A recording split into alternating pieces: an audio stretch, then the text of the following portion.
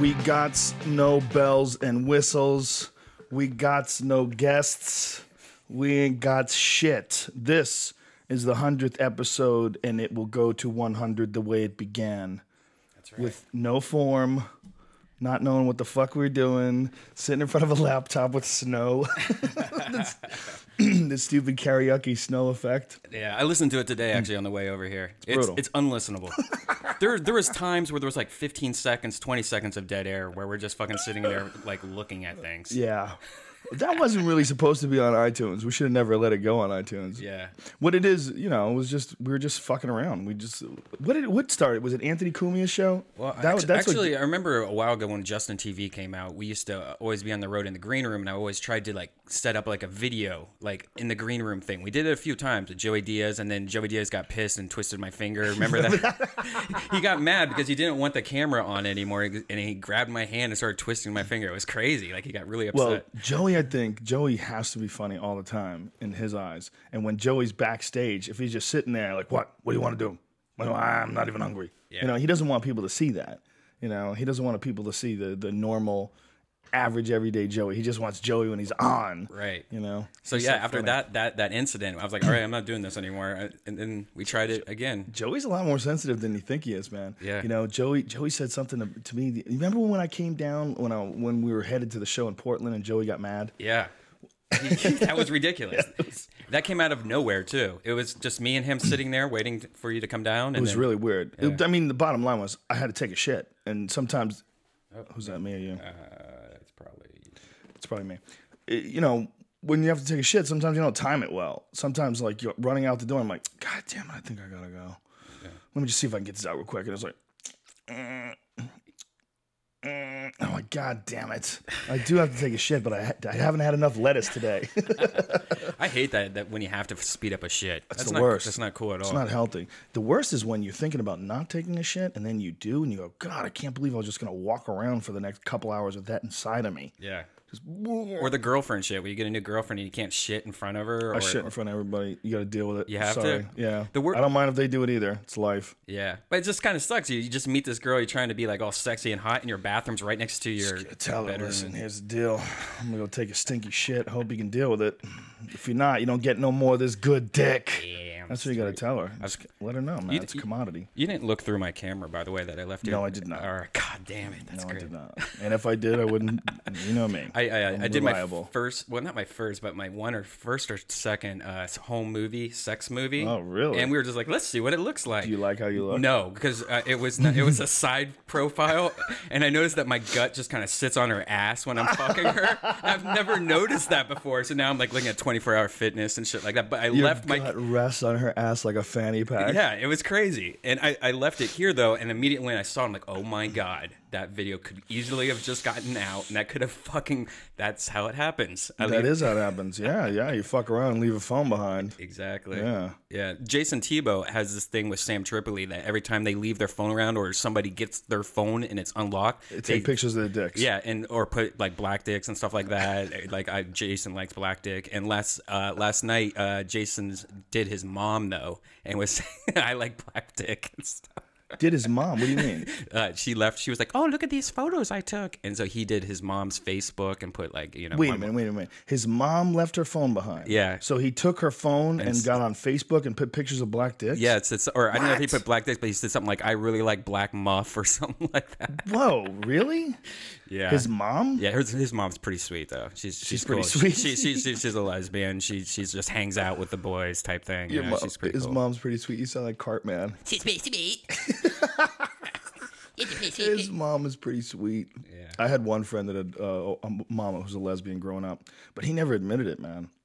It took forever before he came clean. Oh, he knew about it? Everybody knew. His mom was living with this woman with a crew cut with like big arms. She would wear Larry the Cable Guy clothes. Yeah. She would wear like sleeveless shirts, like sleeveless vests and shit. Yeah. And she had these big like floppy truck driver arms. Right. You know, and she was a dyke. I mean, there's no getting around it. She was, you know. My friend did not want to come clean though. Why? I would be Everybody wants to be normal, man. Everybody wants to be normal. You remember Joey Diaz's stories about wanting to be a white kid? Yeah. He's not white. That's right. Well, I mean, that's kind of ridiculous. Though. You hear that, bitches? That's called a slurp. People go, I hate when you make that slurping noise. Can't you turn your microphone off? Just fucking deal with it, man. When I was listening to episode number 1 in the car, that was another thing that the mic sucks so bad. There was parts where things were dropping and just blew your speakers out. Like that's pretty annoying. You know, one thing I didn't know is a lot of people, you know, say, why do you use Stitcher? I had no idea. So I talked to the president recently, and we were talking about the whole incident and stuff like that. The incident, the RSS incident. We had a beer, and you know, he said a lot of things that I had no idea that Stitcher did. And one thing was that Stitcher normalizes the whole audio. So when there's big loud bursts and stuff like that, which is what we should be doing. We should be doing. We actually used to do that.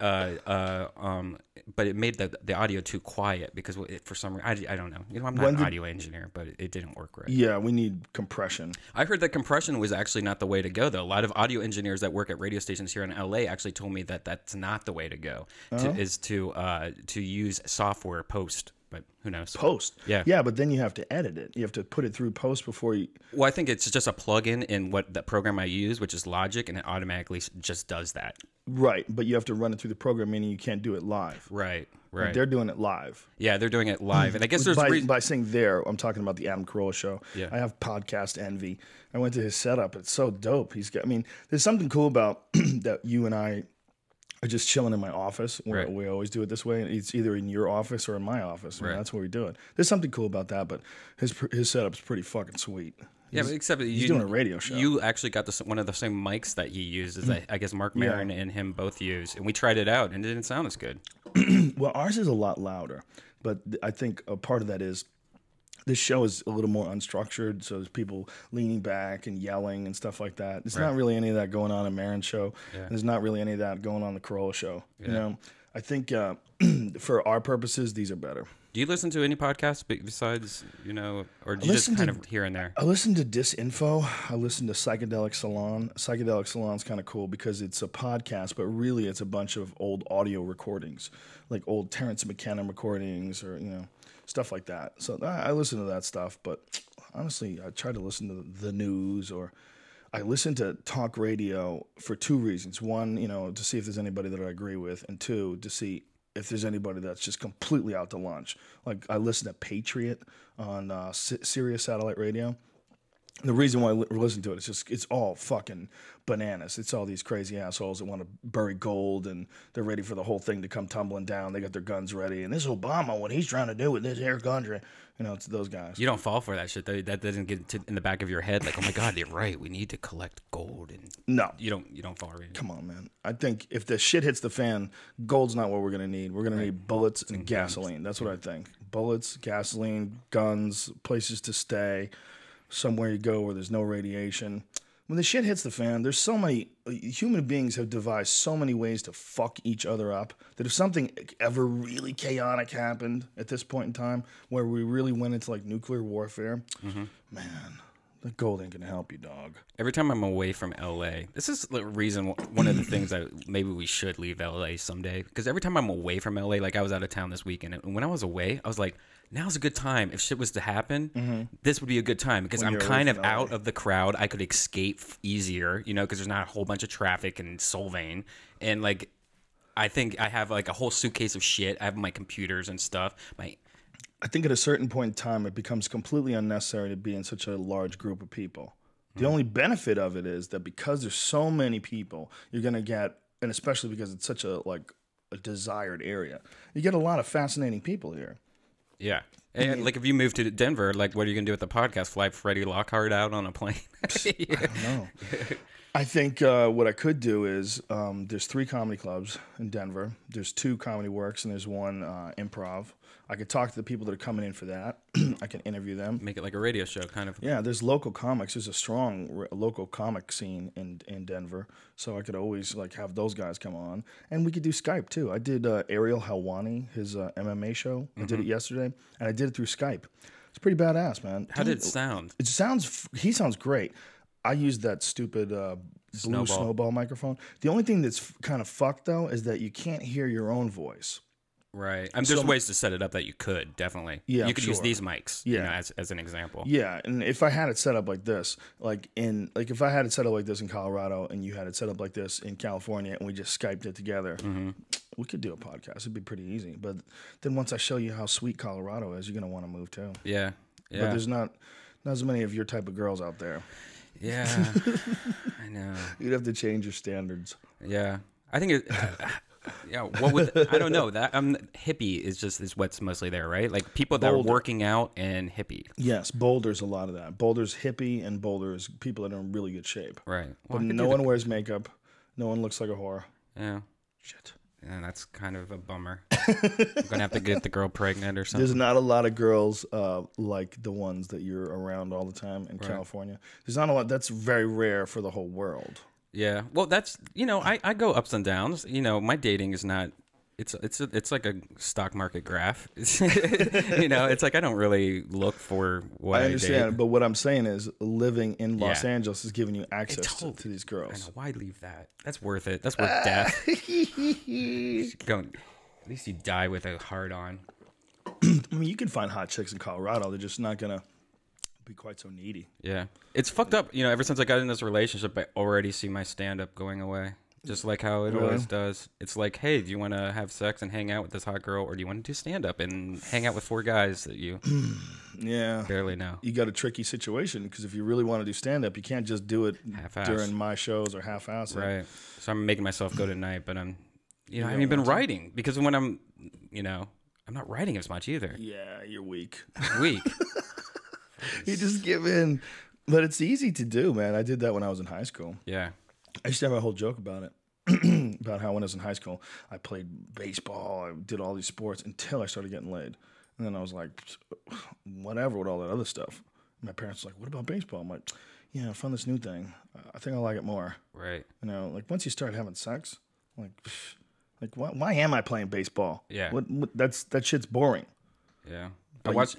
You don't have your first set on tape, do you? No. Do you? Yeah, I watched it the other day. It's awful. It's horrible. What sucks is just everything sucks. Do you like the new ones though? I like the new ones definitely. Yeah. It's definitely like before. You could see the nervousness on stage, and I mean this was 2003 or whatever, but it was gross. I can't even fucking imagine. It's hard to watch my sets from like last night. Even if I killed, it's still weird. It's hard. Even if you're killing, but man, if you're not killing, it's painful. It's so painful. Yeah. Stand up. You got to figure out, bro, if you really want to do it. Because if you really want to do it, there's only one way to do it. You got to go gangbusters. You got to put together an act. You got a rare opportunity, man. You're on the road with me all the time, so you get to do these sets in front of these giant crowds. I guess you have to, how I look at stand-up is more as I enjoy doing it kind of like, I like doing it playing baseball. I like bowling. But I guess I'm not looking as it in a career-wise. Yeah. And I don't think I ever want to do it as a career-wise. I think if anything, it's just a workout for this podcast even. To make you more comfortable. Yeah, just more comfortable, thinking of funny ideas and just being creative, because if I'm not doing this, then I'm painting. If I have to be doing something. And right now, it's just... You just have so much in you need to get out. Yeah. Right? Shrooms really is nice to reset that though. You need to shroom again soon, man. I shroomed the other day and it wasn't the best one, but it definitely just opens up how you look at everything. It's a reset. Yeah, definitely resetting. I do that every time I get in the tank. Yeah, the tank's a big reset. You need to try that. But yeah, any opportunity that you have to just step outside of the whole thing and just relax. And let's take a look at this. Let's assess this, from an even position. So many times in life, man, you're just on momentum. Right. Every one step from the next is like there's something pushing behind you and you just keep moving. Have you ever forgot to take off a condom after sex? Like sometimes, I'll have sex and then when I come and then I'll take the condom, throw away, put a new condom on so I can continue and then not come again, but I forget I have that condom on. You're getting way too personal. I know. I was trying to clean it up a little, but I was shrooming and then I went to go piss and I'm sitting there going, and I'm like, and you're wait. peeing into the condom? Yeah, I didn't know the condom was on and I didn't hear the water and I'm like, what the fuck? You might be the laziest motherfucker I've ever met in my life. But you're so lazy you can't even take your condom off to pee. But you know what's crazy? Can't be bothered.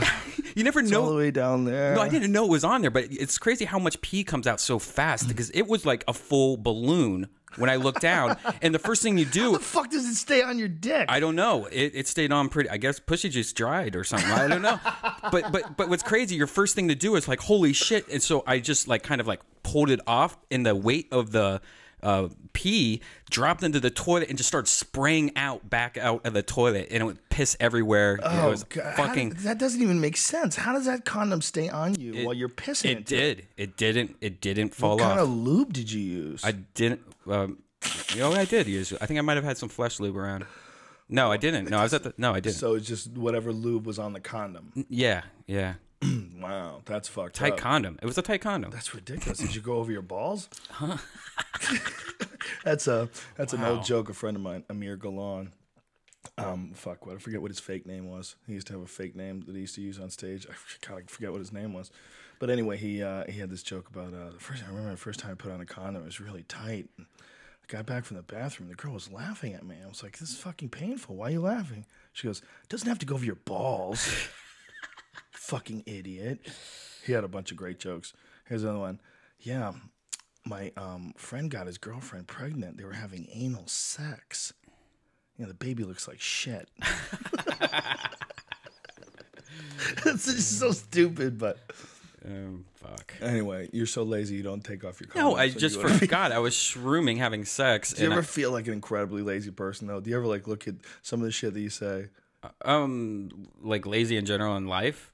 Yeah, just like I always think I have some kind of like if I got my thyroid checked, and it was fine. But really? I always think that I always have had some kind of like, I'm always feel like I need speed. Like I need something. Like when I drink so much coffee, it doesn't feel like it does anything. Are you? Do you think you have ADD or something like that? No, I wouldn't. Or do you one of those fucking buckle up Republican guys? There is no ADD. When I was a kid, they were just nutty. They were just nutty kids. They're not diseased. No. Stop coddling them. No, I probably think it's because I just don't work out. I don't do shit like that. That my body's just in fifth gear. Just slow. Right. Your body, you need to kick your body into gear. But all this humping should be doing something for you. Yeah, absolutely. Shouldn't that be firing up your fucking testosterone banks? Bang, bang, bang. Yeah. No? Yeah, sure. I don't know. What were we talking about? we were talking about you being lazy as fuck. Yeah, I think it's either exercise or it's probably some kind of deficiency of some kind probably that I need. Like potassium. Well, I know that I know friends that are on that Adderall shit, and they just said, "Oh, I needed it to concentrate," and okay, I guess, but it's speed. Yeah. I can't think you're gonna last very long on speed. Yeah. I don't like what it feels like. I'll have a cup of coffee during the podcast, and one cup of coffee is fine. But if I have 2 cups of coffee during the podcast, after the podcast is over, I feel all amped up. I feel like, ugh. See, I don't feel shitty. Really? I don't feel that at all. The you only don't thing feel like there's a lot of energy in your system? No, it doesn't work. But what I do notice is that I clench when instead of feeling that energy, I'll find myself like clenching my teeth really hard. I don't know. Out of nowhere? I do it all the time. I noticed on the way home yesterday because I had 2 cups of coffee here yesterday, and I noticed I was driving. And I'm like, why am I clenching my teeth? Like I don't know what it is. Like it's all going to my jaw. Dude, you've got to be one of the weirdest motherfuckers I've ever met. I do it all the time. If you look back at old Ustreams, you'll see like this line on my. I do this and I bite my cheek. And are you thinking about anything when you're doing it, or are you just doing it? I'm just like clenchy. Like you have this energy that you got to get out. Yeah, in my mouth. Squeeze off around. Yeah. Wow. Maybe you have some like unaddressed energy issues. I do. Maybe if you like started doing something like throwing the discus or something like really physical, right? Like maybe you would like feel much better. I've been trying this Xbox dance game on Connect. It works pretty good. I love that shit. When are they gonna have some sort of a martial arts game where like a robot does certain moves and you can kick it? Like it like moves forward and you can leg kick it. It moves forward, you can punch it. It doesn't have to do much. It just has to be a target. I think this Connect thing, I don't know if you know what Connect is. It's like that webcam thing that you put on top of your TV and it detects your body. It works. I don't know. Like I haven't played that much, but the games I've played fucking badass. It's like where you just hold up your hand. Like you can do Netflix. Where you're streaming through movies going like this with your hand moving it left to right. Right. You're streaming through movies, and then if you want to pick one, you pull your hand out and grab it. And it's kind of like whatever Minority Report or whatever. But they have games too where you don't have any controllers anymore. So how accurate is it? How effective is it? You know, from what I understand, it's not the best, but I have never noticed it not being accurate. I think it's pretty accurate. So I've heard the opposite. So as long as you're not playing like a first-person shooter or something where you'd have to be I think really it's good enough precise. for that. I think it's Really? good enough for that. Wow. I think it's really based on lighting and clothing, and because like the girl I was with was wearing a dress and it couldn't detect her separate legs, so it was kind of fucking up. So she took off her dress, and then it worked perfect. Oh, it's a trick. It wanted you to be a whore. Exactly. That's what it is. That's It's right. like- Well, that's what I it's told like, her. It's because you have a dress on. It's too much clothes on. God, what are you doing over here? That's crazy. So now, if you're using it as a first-person shooter? How do you pull triggers? See, I don't know. I haven't played a first-person shooter, but what I would imagine, I don't know. That'd be weird. Yeah. I don't know how they're going to do it. We can't talk about that one thing, but there is a crazy first-person shooter that We can't talk about something. no. Why not? Because I don't think it's known. Somebody tell us this. No, that the video that I showed you that Kevin Pereira might have showed us. Oh, right. Yeah. That's all incognito. I didn't know what the fuck you're talking about. Yeah, because you got to think if you're doing a first-person shooter, you got to deal with two things. One, how do you simulate movement? Like, how do you go forward? You know, you're running. How do you run forward, and how does the machine know you're running back? Yeah, but because you're not moving forward though. No, I think it's something to do with your place. hands. Like because with the dance game, it was like really? you do like something like that. That means forward. You go like this, and you shake your hand to the right. That means you're shooting. Well, ideally, what you would know. want is like a giant dome or a ball rather, and you be inside that ball like a hamster ball. Right. And that ball, you have like some sort of a 3D helmet on, like a complete. Yeah. You know, what is it? Virtual reality. Complete virtual reality helmet on. And then you would be walking around with this ball. You could walk in any direction. You know, it wouldn't feel totally real. Like you would kind of be realizing that you're on a ball and then you're stuck in this, in this thing. But that would be, other than that, how the fuck else could you simulate movement? Unless you just did it inside, like the virtual reality, then it wouldn't even be virtual anymore. You'd have to do it inside, like put a program and then make a program the exact parameters of, say, an airplane hangar. Right. And then you have an empty airplane hangar and they walk around inside that hangar. Yeah. Like it's all wired and you could do it that way. But then that kind of defeats the whole purpose of virtual reality, right? Yeah. The idea is that you're supposed to be able to do it wherever you are. Yeah. Would you ever go to Burning Man? No. Why not? Too many hippies. Too many hippies. I learned about hippies when I moved to Boulder. I like them in theory. Yeah. I like them in theory. I don't like a lot of people that are asking for money all the time. I find that shit to be very annoying. I don't like people playing shitty songs and wanting $1. Right. You know, for the most part they're cool, but there's too much of that hippie movement that wants people to help them. And this is how I feel about that. If I felt like everybody was on the ball and everybody was doing their best, and I'm a generous person, and I think one of the things about being generous is if you have the opportunity to do so, it feels really good to be generous, especially if it doesn't affect you. It's not like you're being generous and it's hurting you. So I think it's important, but in passing, like say you're passing love to the left, and there's a big circle of people, man. The real problem is there's a lot of fucking people that never keep passing the love. They take it and then they walk away. There's some people that are always there for you. There's some people and they're doing their best and they're living their life, and you're doing your best and you're living your life and you're helping each other. And hey man, can I borrow your truck? I gotta move. Fuck yeah, man. Come on over. Dude, anytime. You got my shit. We're friends. You help me, I help you. We're all together. But we all know the few people that don't contribute. They always need something and they don't contribute. And that's my experience with hippies. That's my experience with a lot of people that, are like really into like socialist ideals. A lot of it is because they're fucking lazy, man. They're fucking lazy and they don't work that hard and they don't do their part. And they somehow or another feel like the whole system's unfair, man. Which, fuck yeah, of course it is. Of course it's unfair. Of course it's corrupt. Of course it's fucked up. But that's not why you're a loser. There's a lot of people that aren't losers. Most people are losers because they're lazy as shit. And they want to blame other people for that. And they want to blame society. And they want to blame... Look, society is completely fucked. But guess what? It's not like there's one person that makes it fucked. The whole thing it's fucked because it's on a foundation of bullshit. It doesn't make any sense. But knowing that, you see what it is, make your path. Make your path. Figure out something that you can do to feed yourself, okay? Figure out something you can do to put a roof over your head. Just figure it out, man. Fucking figure it out. It doesn't mean you have to be a fucking asshole to be successful. It doesn't mean you have to be a part of the system, man. No, just stop asking people for money. Stop being a fucking mooch. Get your shit together, okay? That's my problem with hippies. My problem with hippies is part of the whole idea of being a hippie is being like really nice and being really relaxed. And sometimes life does not call for that. Sometimes life calls for you got to get off your fucking ass and make something happen, man. Yeah. You know, and there's a lot. I had a friend who his girlfriend was having a baby. This is many, many years ago.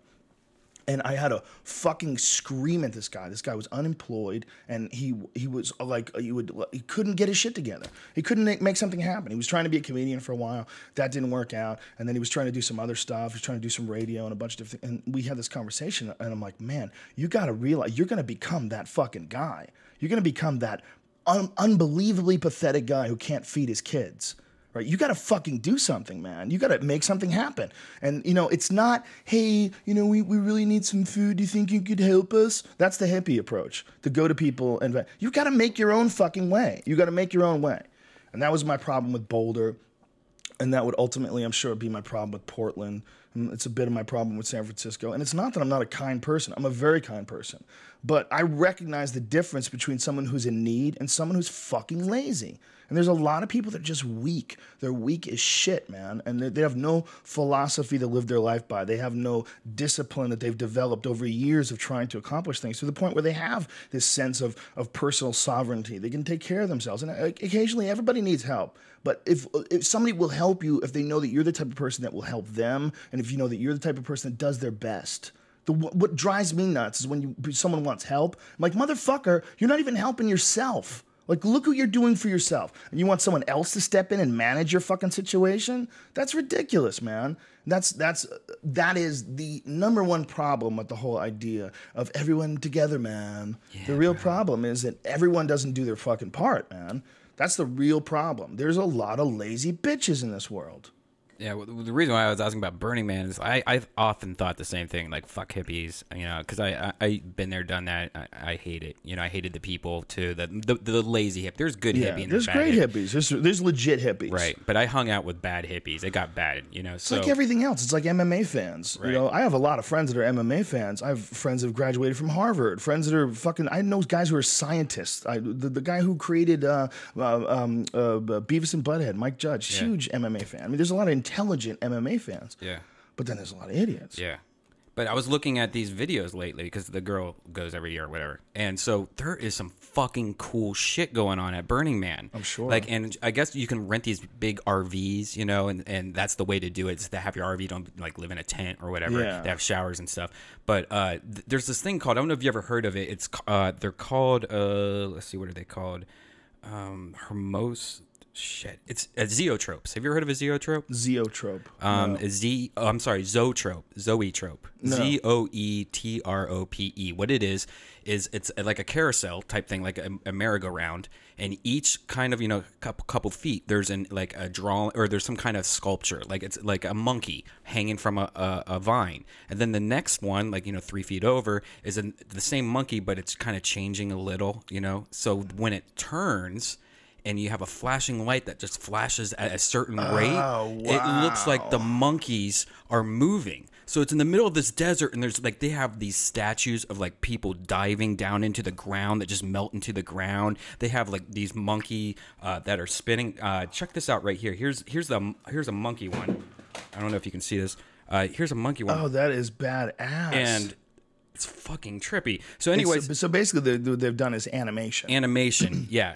And just like the old claymation models they used to use for like King Kong and shit. Yeah, or like an old flip book where you draw on a flip book and you flip it through. That's badass, man. I'm down with the artistic end of it. You know, I'm down with the whole idea of all these artists getting together and doing cool shit. I just think there'd be a lot of stinky people. I just wonder why, or maybe they have. Why doesn't a collection of people like yourself do a comedy show while they're there? Because that is huge. No, I'd rather not perform there. If I was going to go there, I just want to hang out, have fun. Well, I mean, you can hang out. Perform. Imagine performing once, like a Woodstock of comedy, psychedelic comedy. There would be so much mushrooms and so much everything else Too going much around. fun. I would be too fucked up. I wouldn't want to be talking on stage through a microphone. That's the last thing you want to do when you're on shrooms. Well, I mean, yeah, you just don't do shrooms that hour and a half, 2 hours. Yeah, I think if you're there, you just want to experience it. That's what I would want to do. Yeah, I perform enough, man. I perform plenty. You know, I think Freddie Soto used to say this back in the day. You know, people used to offer Freddie gigs at like bars and stuff like that. And he's like, no, thank you, I appreciate it, but I only do comedy clubs, man. That's it. And that was his. He just is like, it's not worth it, man. You go to these bars and everyone's talking, and you can't do your act right. You rush it because you're trying to get their attention. And he was totally right. You know, he's totally right. And that's kind of how I am right now. I only do shows.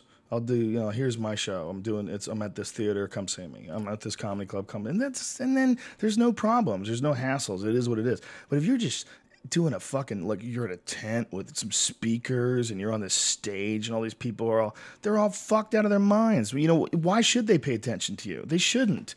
You would feel illegitimate standing there asking them to. If you knew that everyone in the crowd was on mushrooms, you would have nothing to say. You're like, unless I'm on mushrooms too, what am I going to tell you guys? I'm not going to tell you shit, man. Right. You're communicating with the alien overlords right now. You know, these beings that have come on asteroids and their spores have infested this earth. You're communicating with them through eating them. What I'm going to tell you some stupid dick jokes? Yeah, but you're pretty known for being a psychedelic speaker. I mean, you always do the marijuana shows here in town and stuff like that for the same reason, too, the same kind of people. Yeah, but I think part of being into psychedelics and understanding psychedelics and have had psychedelic experiences, it sort of negates any idea of you wanting that sort of attention, like doing a show. Yeah. Like when you're doing a show, the beautiful thing about a show is that people enjoy it and they have a good fucking time. They come see a comedy show, but that's not what you want to do when you're jazzed out of your head. Yeah. You know, if you're on psychedelics, you don't want to go see a comedy show, you know? I don't want to see anything structured. I certainly don't want someone on stage like forcing there's a lot of things you say on stage in a comedy show that's just to get a laugh. You know, that's what it's there for. It's there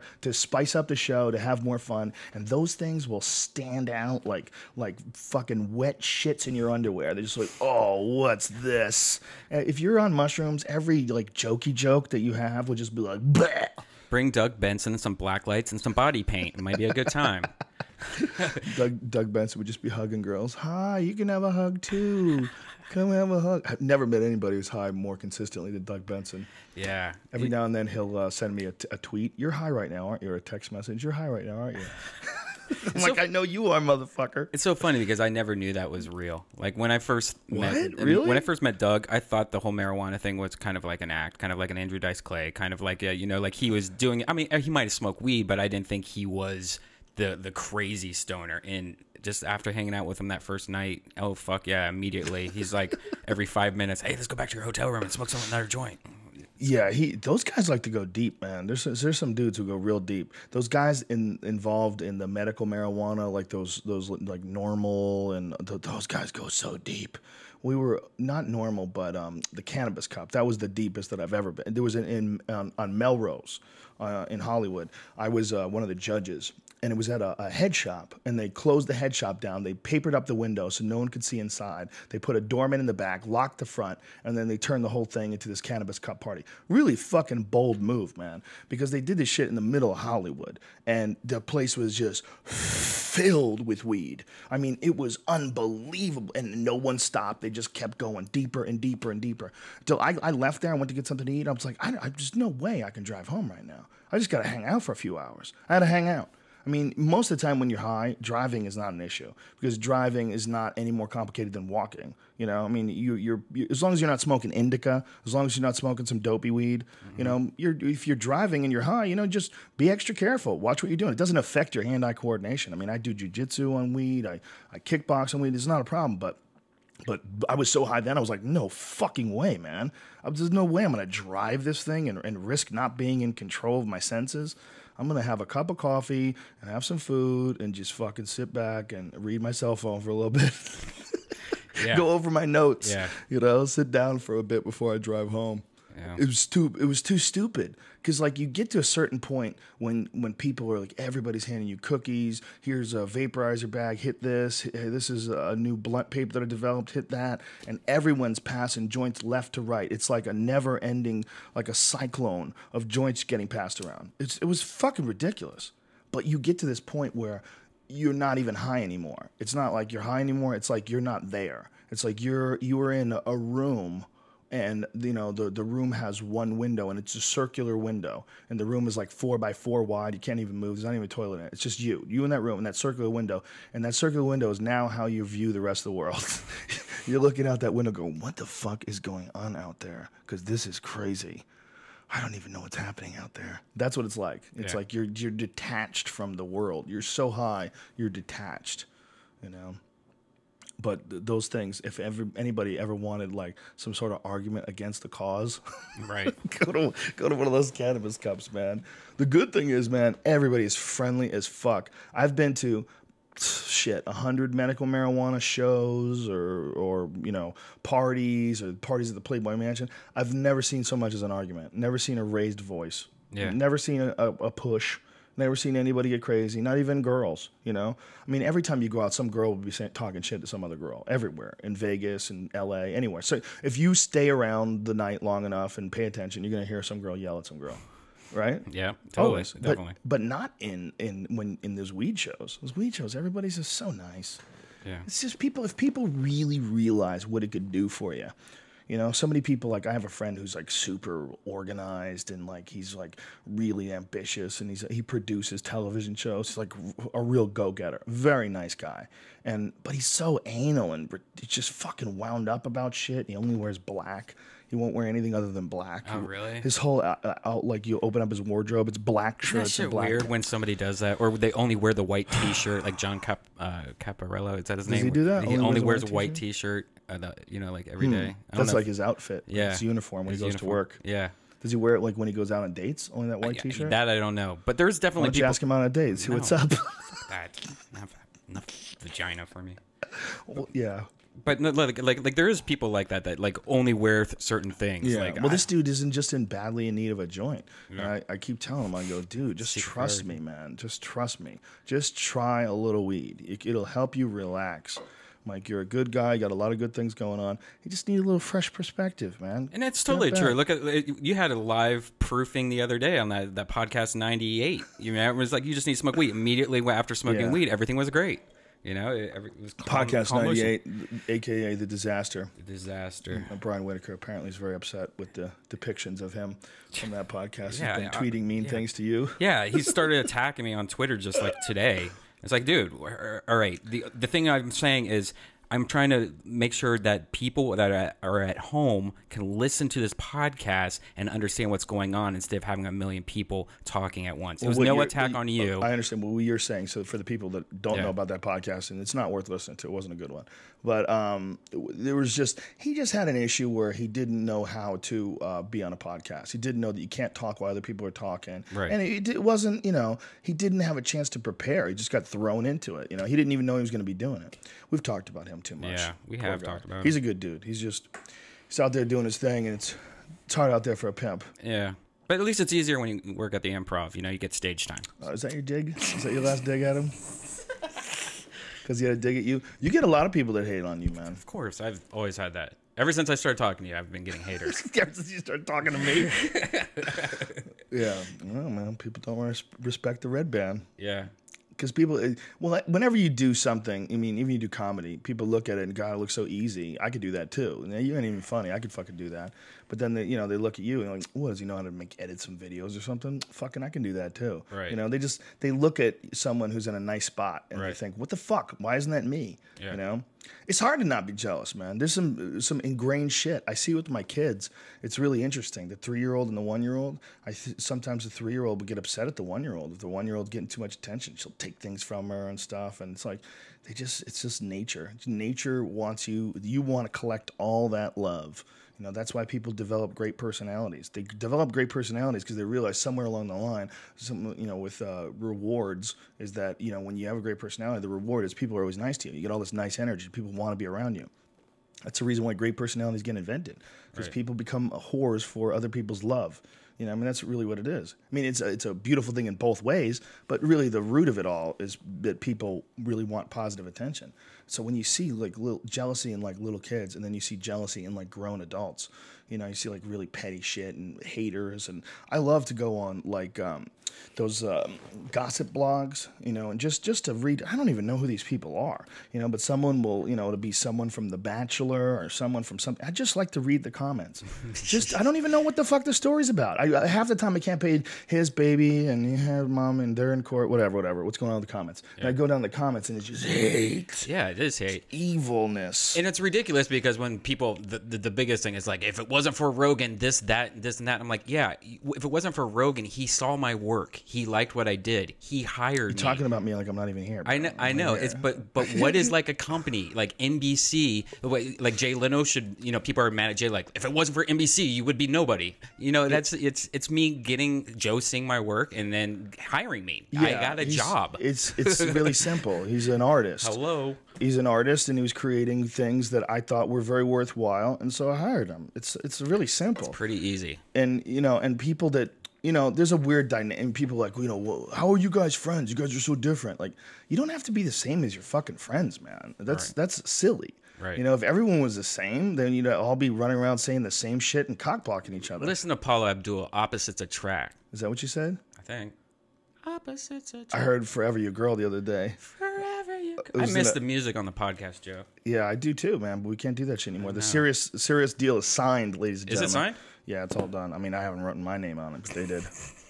Just tell. Do you ever? But I'm gonna. So we're gonna have it on Sirius. It'll be 12 episodes. We have to get ready. We have to pull music if we have music on. We have to check them. Oh, really? We're doing like back episodes. Yeah, we're gonna send them 12, and then we're gonna go live. What's your 12 favorite episodes that we've ever done? Actually, not 12. But what's your top five that you've ever done? Top five. Well, my number one favorite, just for sheer far out factor, is always Duncan. Yeah. Duncan's my favorite because Duncan's just so fucking weird, and like when he starts chanting Buddhist mantras and talking to you about the Bhagavad Gita, and you know, and he just gets me going, man. Duncan and he doesn't have these conversations he says with anybody else either. He's like he and I will have just this weird chemistry when we get together. It's all crazy talk. The other day I called him up yesterday because I said, hey, we're doing the 100th podcast today. You know, maybe you want to like walk in like halfway in and sit down with us. I was thinking like maybe that would be cool to have like guests come over while we're doing it. Right. And he goes, oh, I would love to because he's in the middle of this show that he's putting together. Yeah. And he goes, I did mushrooms last night, man. I was surrounded by elves. I have so much to talk to you about. Yeah, I was scared to fucking eat mushrooms. He said I was surrounded by elves. He said I did more mushrooms than I've ever done. I was surrounded by elves. So Duncan's going to be in the podcast next week. Sweet. And he's going to tell us this whole thing. And you recently went shrooming up in Northern California? Solvang. It's like north of Santa Barbara. Wouldn't the world be a better place if people just did that? If they had retreats, you know, instead of going, I mean, even have these wine tasting retreats. How about right next to the wine tasting retreats, a mushroom retreat? Yeah. You go there, everybody's going to be nice to you. It's all soothing sounds, and, you know, you're in a comfortable room, and the shaman are all experienced. Everybody who works there is professional. You know, you pay a couple $100 a day or whatever the hell you do, and you just blast off. It's pretty amazing how much better wine tastes when it's at the vineyard. I don't know why, because it's all the same. It's bottled. Is it, well, the ones who offer the tours, are they like really known labels? Like, yeah. Oh yeah. These are like the big dogs. Like these are for wine. Do you remember the names? I don't remember any of them, man. I don't buy. I usually buy wine by the bottle. Like if it's got a cool bottle, I'll buy it. Really? Know? Yeah. Like there's kinds of wines that I like. Like I like Merlots. I like, you know, shit like that. But I just usually go by the bottle. Like, oh, that's a crazy cat on that, you know. Yeah, I never used to go. If I was on a date, perhaps back in the day, I would order a glass of wine or a bottle of wine, but I would never like order a glass of wine while I was eating dinner. But now I do all the time. Yeah, I do it all the time. Like I like a nice strong red wine with like a steak. Like it just tastes better. It's like this little, you know, there's this thing. The flavor is all combining. And as I've gotten like Matt Lichtenberg, my buddy, is a huge wine fanatic. He's like. He's a wine geek. I mean, he has this crazy wine cellar in his home with some insane amount of money worth of wine in it. And he's one of those guys that can tell you why a wine is good and what year it's good and, you know, what part of the country it comes from and all that kind of shit. And when you're around a guy like that and they know so much about wine, then you start to sort of appreciate it. Like, oh, okay, this is some weird tasting art form. It's like they're trying to create this ultimate taste, and it's a very specific taste. And if you're not, it's a weird thing, like the whole idea of acquired taste. I used to think that was so stupid. Like, why would you acquire a taste for something like caviar? The fucking stuff, you know, it's super expensive, and it really kind of tastes like shit when you first take it. Why wouldn't you just, okay, it tastes like shit forever, and it is what it is. I don't have to worry about it anymore. But no, people get into it, and then they start getting more and more expensive taste. Then you're getting stuff that's thousands and thousands of dollars for these salty fucking stupid fish eggs. Well, wine is kind of like that too. And then, like, the first time you try wine, you're like, ugh, ugh, when you're like a little kid or something, like, who the fuck would get into that? But when you really like get a nice Pinot Noir and a delicious steak, and you're cutting into that steak, and then you have a sip of the wine, like, all the flavors together. It takes a while to appreciate it. But knowing someone who knows as much about wine as I do, I mean, he tells me so much about, you know, like, you know, it's all about like how they put it in, what kind of barrels they use to store it, and how they store it, and how long they store it, and how long has it been bottled for, and it's pretty amazing. One of the wineries I went to, they did cheese pairings, which is cool because you think, okay, they're going to mix this cheese with this wine. Yeah, it's going to just taste like cheese and wine. Now, if I still use the word faggot, which I don't, I might throw it at you right there. I'm going to be honest with you. Yeah, I like cheese. You like cheese? I do too. You like wine? I do. What's I listen. It just sounds fruity tooty. Yeah, it does. You say, I went to a cheese pairing and a wine tasting. Dude, you know how wet that pussy gets when you're going to a wine and cheese tasting? That's the most ridiculous wet pussy you'll ever see. Because they feel normal for the first time in their life. Exactly. Like, I'm normal. Brian's a good guy. He's not taking me to see Poison in concert. That's right. He's taking me to a sophisticated Motel wine 6. Yeah. It's a wine tasting in the middle of Northern California. He's an amazing guy. That's cool. You know what? But you went for the fun of it. You didn't went just to impress. It was more her, right? like, hey, want to get away, no internet, no work. What's it like up there? It's beautiful, dude. Yeah? It's the crazy mountains. There's this huge lake at one point. I forget the name of it. North of Santa Barbara, there's this humongous lake where it's just best fishing I can. Now, are there families up there, or is it just couples? Mostly? I saw families, but it was a lot of bed and breakfasts, a lot of nice historic old hotels. You know that you go in and there's just like every room's unique. That's what we stayed at, like this place called Peterson at the Inn, or the Inn at Peterson. Is this near Santa Ynez? Yes, right near Tom Likas used to always rant and rave about that, man. It's amazing. There was ostrich farms where it was just huge fields of ostriches running around. You can go there and get like ostrich eggs and like hang out with ostriches, but they're running around. They look like dinosaurs. They look like it's amazing, man. I highly recommend if you just want a weekend out of LA, take the kids, go to some farms. It's pretty relaxing. Yeah, ostriches are creepy as fuck, man. Yeah. All birds are creepy as fuck. Yeah. You know, I've been joking around about it, in my act a little bit about the mass bird deaths that happen, but about how birds are really dinosaurs that survived, but they really are. I mean, that's the closest relative to the dinosaur is the bird. And an ostrich is a fucking dinosaur. It's a big-ass, weird-looking dinosaur. Yeah. That tastes delicious. You ever get the ostrich burger? Fuddruckers? Yes. Wow. Ooh, strong, James, right? buy me a Coke. Yeah, I'll buy you a Coke. You got to have it rare, though. Don't be a pussy. You don't have to worry about Mad Cow with those bitches. Just get that shit rare. Fire that fucker up. Feel that raw, rare ostrich meat. So delicious, man. Yeah. It's good stuff. Would you go camping here in LA? Tent camping? Shit. Why would I go camping where I can drive home? The only time I go camping is when I'm too far away to drive home, and if I have guns on me. Yeah. I'm going hunting with Ricky Schroeder. Are you really? Yeah, we're going. Oh, no. We're going to this ranch where you could shoot boar, and they even have bison at this ranch. And it's like you pay them for whatever you shoot, and then you go out onto there. They have this giant hunk of property out near Riverside, out near San Diego, that way. And so I'm going. Oh, that's cool, man. Yeah. I've been wanting to go for a while. I'm supposed to go hunting in October with Randy Couture, with the natural Randy Couture. We're going for a TV show. So before that, I want to get some in with Ricky. That guy loves hunting, man. When I talked to him about it, his eyes lit up and everything. He wants to come back on the podcast. Oh, I was gonna say Ricky to me was one of my favorites. My favorites stories. were always the out of nowhere people, like the Ricky Schroeder or even Kevin Pereira. I think was one of my favorite ones of all time. Kevin was awesome. Yeah. Rick has got some interesting stuff going on right now too, man. He just got some serious skin cancer removed from his face. Are you serious? Yeah. You got to be people walking around outside without sunscreen, man. Be fucking careful. If you see some little mark on you, man, people die from weird skin, little things when you're out there getting burnt. And you don't think it's a big deal, and then you get melanoma. He had a big chunk of his face removed, man. Fuck. He's got a big scar right on his temple. Do you get checked a lot? Yeah, well, I'm not at risk because Right. I'm fairly dark skinned. I get tan pretty easily, but Right. I don't fuck around the sun, man. Yeah. I don't. But Rick is like he's pale. He's like white like paper. Mm-hmm. You got to be careful as fuck. And he's always out in the sun. He's like Mr. Outdoorsy. He's got this giant piece of property, and he's got property in Colorado. Ricky Schroeder's an interesting guy, man. He's a super outdoorsman character. He's always out there like chopping wood and shit and getting things done. He's like he wishes he lives on a farm or something like that. I think growing up poor, or rather growing up super rich, growing up rich and famous from the time as early as he can remember. He was a celebrity and he was rich. So he's always had so much fucking money that I think he likes driving around pickup trucks. He likes like doing like manual labor and shit like that. But when you do that, you got to put your sunscreen on, homie. Yeah. Especially California out here, this fucking heat, the sun constantly beating down on you. People get cancer. You got to be careful. I have a bunch of moles. I'm a very moldy motherfucker. But my mom's had a few cut out, and so Really? yeah. So I recently went because there's this one that I have on my back that always is like crunchy.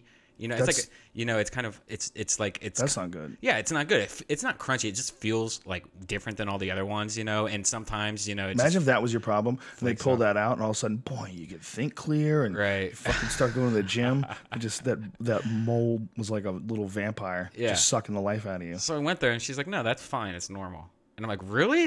Why is it? No, that's just kind of it is, or whatever." And then she showed me pictures like, if it ever looks like this, come back. You gotta look at Annie Oakley style. Look at your back with a mirror. Exactly. What the fuck's that about? What is it? What is it supposed to look like when it's bad? It's like red around it. It looks kind of like it. When she showed me, I was like, "Oh yeah, that looks bad." Not this little mole that's a little flaky or whatever.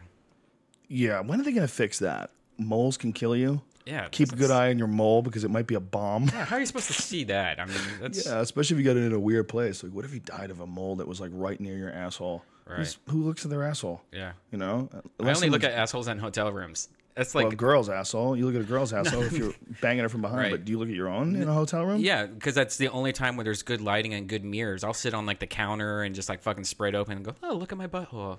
Really? Once in a while, you should check it out just to look at it. I mean, when was the last time you looked at your butthole? It's been a long time. Exactly. What if you opened it up and there was this big purple thing I wait in for it? signals from it. If it's sending me signals saying there's something wrong, constant itching, weird noises, then I'll go check it out. Fucking itchy asshole. Have you ever had an itchy asshole? Like for like a couple days, it was It's just a nonstop. Louis C.K. bit. It's also a Dane Cook bit. That's weird. How did Dan Cook and Louis C.K. come up with this thing It's again? a very common joke. That does happen. I Yeah, actually, we've all had itchy assholes. I was thinking about itchy assholes, and I was like, oh yeah, that's right. There's like 3,000 jokes about itchy assholes. Yeah, there's quite a few. I mean, the issue with Dane and Louis obviously was that Louis had done it first, but yeah, butthole jokes are quite common. Yeah. If you think about a subject and it's an obvious subject for a joke, chances are someone's already done 100 jokes on it. You know when I looked up the other day, I'm writing this chapter in my book, and it has to do with porn. And so I was talking about the moment that I realized that the internet was taking porn to a whole new level was the moment, I forget who it was. It might have been Duncan, sent me an email, and the email heading said home run. And then I opened up the email and it just said, "I love people" in all capital letters and a link. So I clicked the link and it opens up. It's Belladonna on all fours with a baseball bat stuffed in her asshole. I mean, it's stuffed in there, fat end first, which I didn't even think was possible. And I remember double face palming like the Home Alone kid and going, this bitch is just taking shit to another level. She stuffed a baseball. And then I thought about it. Or is she taking it to another level? And I went and did a Google search. And there's 2,800,000 hits for baseball bat in the ass. Yeah. It's normal, and when she, it's normal shit. No, when she did that, she used to tweet about that where she was stretching it out for like a whole week. Like, I got a big anal scene, you know, and so she had like all these butt plugs, and she just spent the week getting ready for doing shit like that. You know, she doesn't do porn anymore. I heard she retired. Well, she had that really sad interview. I don't remember what it was for, whether it was Nightline or one of those shows, but you know, where they made her feel bad about it. Really? And you know, and they asked her, you know, what happened to you? How did you become this porn star? And they kind of like go over her past and shit like that. And then at the end, she was like, you know, I'm done. I'm not doing this anymore. And then they found out afterwards that she had done some more movies after after she said that. All right. It was weird. It was like, you know, you kind of wanted to root for her to get out of it, and then she's still in it. And it's like, you know, fucking. Not everybody can be a ballet instructor, okay? Right. Some people are going to be porn stars, and by the time they're that age where they're going to be porn stars, man, the least of their problems is fucking on film. That's the least of their problems, is that baseball bat in their ass. That's the least of their problems. The big problem is, what have you become that you're letting someone put a baseball bat in your ass? What has happened to you to get you to this point? It's not the bat itself. That's not the real issue. It's who are you? Like, what kind of a strange person are you that you've got your asshole up in the air and there's a giant log in it, a big fucking bat. And then there's 2,800,000 hits of that. Yeah, but then you also think about it, if that only is bad if you think it is bad. You know, like if I don't think that's good for anybody's asshole. If it's like, hey, I could put, I know, but if like, hey, I could put a baseball bat in my ass, that equals $20,000. Okay. Do you think they get paid that much? Because I don't think they do. No, I don't think they do either. I think it's a couple grand if they're lucky, and I think that might have been during the heyday. Yeah. You know, I think nowadays, I don't. You know, those girls were getting like $500,000 Vivid deals. You remember? I remember hanging out with Jenna Jameson's husband, and he was a producer, and he was giving me the whole skinny on how much money there is in the porn industry, and this dude, you know, he had all the numbers, and I was like, that is incredible. Like, there was so much money. And then the internet came along. The internet just robbed them all. Yeah. Sucked it all away. And now, I mean, how the fuck do you make money now doing porn? Well, I think there's definitely still money there. It's more of, you just have to do more. Like, I know a lot of these girls, they'll do like, you know, like a spanking video and make 500. Then they'll, you know, do another video later that day where it's just them masturbating and they get 1,000. You know, so it's like, then you think of it that way. It's like, all right, you just made $2,000 today. And is it for a website? Is that what it's for? Yeah, most of these are websites. You know, fetish websites, or you know, exchanging content. I think that the weirdest thing about knowing all these porn stars, I think the saddest thing is not even how they got into it or that they do it, because I don't have a problem with it, is that their future, because a lot of them don't have an idea. Yeah. Once that they're like not wanted. athletes. Yeah. They're like fighters. I mean, is that where you go to, you know, like a truck stop, and is that really older woman? Then you're just like, wow, she used to be a, you know, Playboy bunny. You know? Well, you know, look, this avenue, this internet avenue, has opened up the door to the point where there's way, way, way more porn stars than there ever were back in the day. You know, and porn is so much more available. Mm-hmm. When I was a kid, the way you got porn was magazines. When I was a kid, VHSs came out while I was in high school. I remember we got one. It was like a big deal at our house. You know, and my dad had a couple of, my stepfather had a couple porns laying around the house too, and I got to watch those too, and I was like, what the hell is this? You know, to go from like it never existed, or every now and then you saw a magazine. And the weird thing about those magazines were they had rules. So you'd buy a porn magazine, but there was rules, and one of the rules was the man couldn't have a hard-on. Yeah. They still have those rules. Really? Yeah, like where they can't show insertion in, you know, in certain magazines. But some magazines they can. Yeah. But back then it was all magazines. Back then there was no magazines that showed hard-ons. Right. And I mean, none that you could find. And there was like, you know, you'd ask the guy at the counter if you were bold, you know, at the bookstore, but you didn't really want to ask him. Like, hey, how come nobody's dick's hard? What's going on here? Yeah. You know, you don't really bring it up to him. But there was always like these weird poses where they would be in like not just one, but like 20 different poses. And in each one of them, the girl's like moaning like she's an ecstasy, and the dude doesn't have a heart on. Right. Like in every one of them, it's like, what is the message that they're trying to send you? You know, what is the message that they're trying to send you?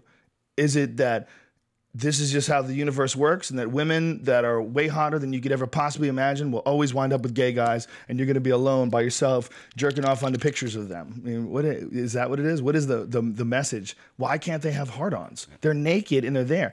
And then the surreality of it all comes into play, because you see all these 20 different scenes. You're like, this bitch is not giving up. In every scene, she's super enthusiastic. She seems non-judgmental. This guy can't get it up, and she's doing everything for him. She's posing. She's got her ass up in the air. She's lying on her back with her legs spread, sucking on her fingers. She's letting him pick her up, and he's holding her by the ass, and his dick's still limp. It's still limp. And this bitch is just there for him the whole way. She's like, some way. Eventually, he's going to get a hard on. I know it. I just keep posing for him.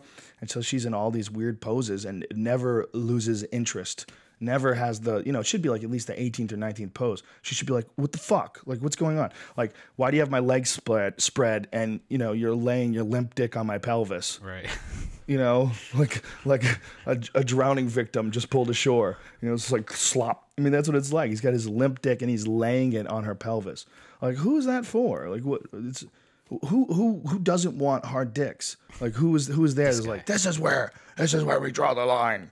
You want to get all naked and crazy and pretend you're fucking. So if you had to look at a dick, it was either hard or limp, you would pick hard all the time. If I had to look at a dick, it depends. If I'm beating off, the last thing you want to do is be beating off to a dude with a limp dick. So you would rather have hard dicks? Yeah, because you can't even imagine that would feel good. You'd feel like that the guy would be embarrassed and that it feels pointless, and she doesn't feel good because he's not even excited, and so there's a lot of like weird shit going on there. At least if the guy has an erection while he's feeling good, it feels good, and at least she's happy that she can give him an erection. It's a much more positive experience. Is it hotter for you if the dick is black or white? I can't really relate to black dicks. See, I always like black dick. But I can relate to a black dick if it's big, better than a little tiny micro white dick. Yeah, I'd rather have hard black dick fucking a girl because for some reason to me that's naughtier or something like that. So I'm like, yeah, really? you take that big black dick, Really? Yeah. Really? So you find yourself saying that as you're doing the stroking motion? I whisper it. You whisper, take it, take it.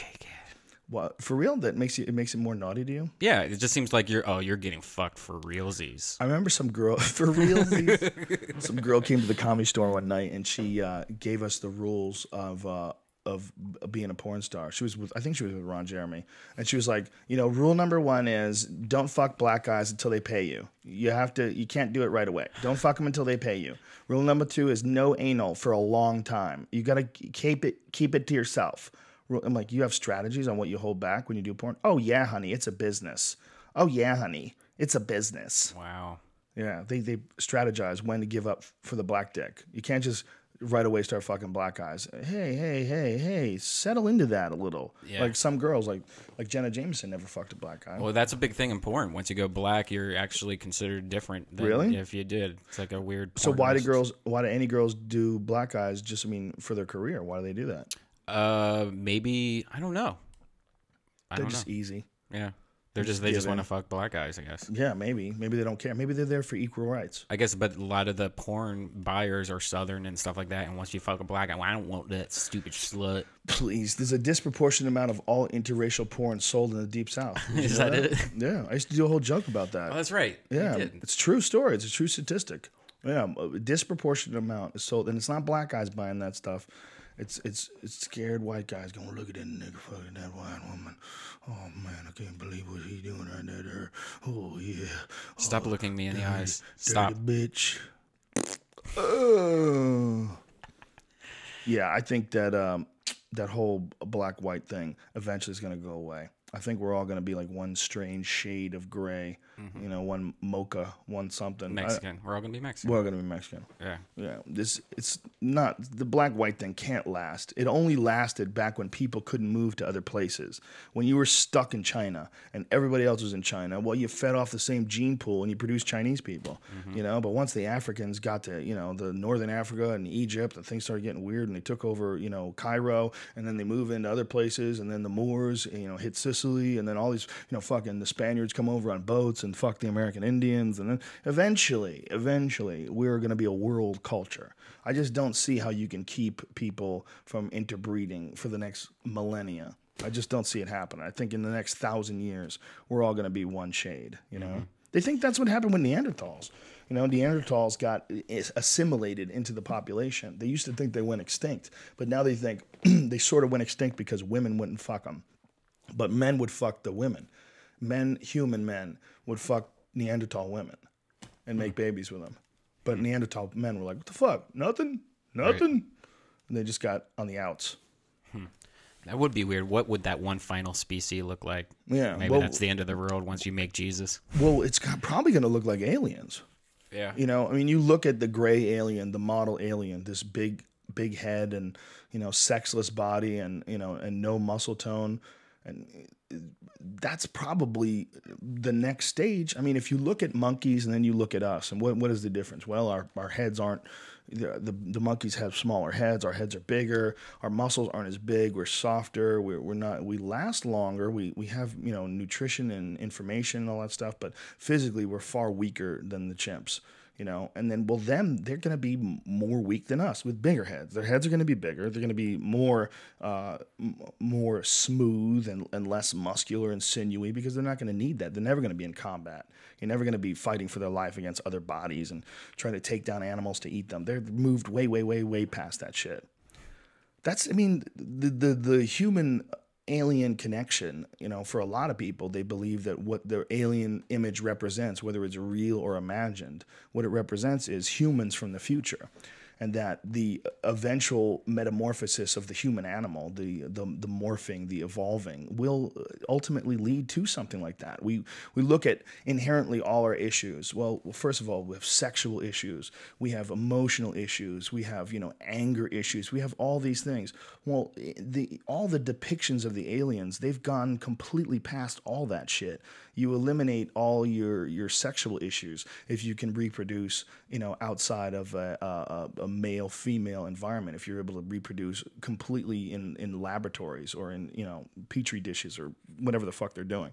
You know, if the human animal moves past reproduction in a natural way, I mean, that might be. What if they found out that babies were 100% smarter and they lived twice as long and they were, you know, 5 times more resistant to diseases if you raise them in a test tube? If everybody raised them outside of the womb in some new machine that someone created. Well, every woman would want that. Why would you want your kid to be stupid because you want to carry it around inside you, you selfish cunt? Put the baby in the machine. Right. You know, and so that's what they would do. And that's inevitable. They're going to eventually come up with something like that. The human body can only do so much. You know, the human body, they're already figuring out artificial parts. They already devised artificial hearts. They've come up with artificial leaves that make photosynthesis. They're going to have artificial wombs. Artificial electricity, you know, from those artificial trees. You know? So we're going to be able to make electricity. Yeah, we're going to be able to make electricity. The solar power. There's another thing that I got from Transcendent Man, that the Ray Kurzweil documentary that I watched. Fucking awesome shit, man. But he talks about the upcoming advances in solar power. Solar power is going to be the shit, man. It's going to be driving cars, man. They're going to have solar powered cars in the next 20, 30 years.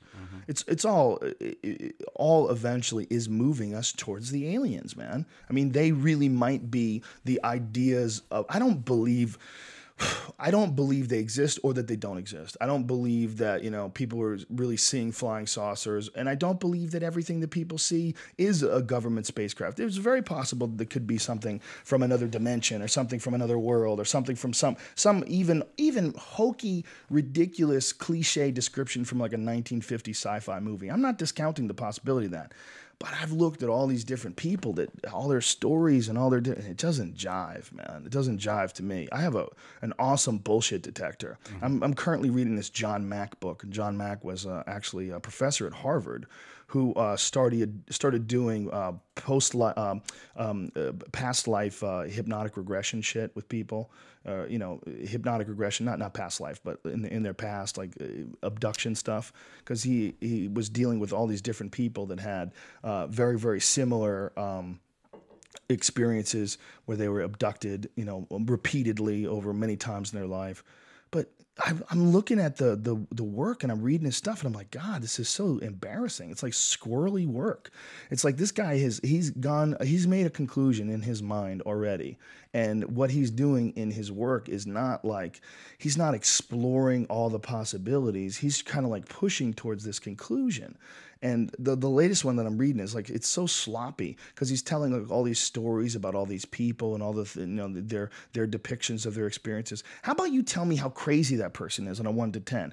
Ask me, what do they think about astrology? What do they think about tarot cards? You know, what do they think about crystals or mind reading? What do they think about the Loch Ness Monster? I want to know a lot of other shit about these people. I don't want to know about what their experience was like. You know, first when I was 8, you know, I was alone in a cabin. I knew something was there with me. I saw the dark eyes in the corner of the room. Really? Were you on lithium? Were you crazy? Are you crazy at all? Is anyone else in your family crazy? Because there's a lot of crazy motherfuckers out there, and they tell some crazy stories. And all you need to know about this whole UFO abduction experience, the one most important point, is that it all happens at night. Well, when the fuck are you dreaming?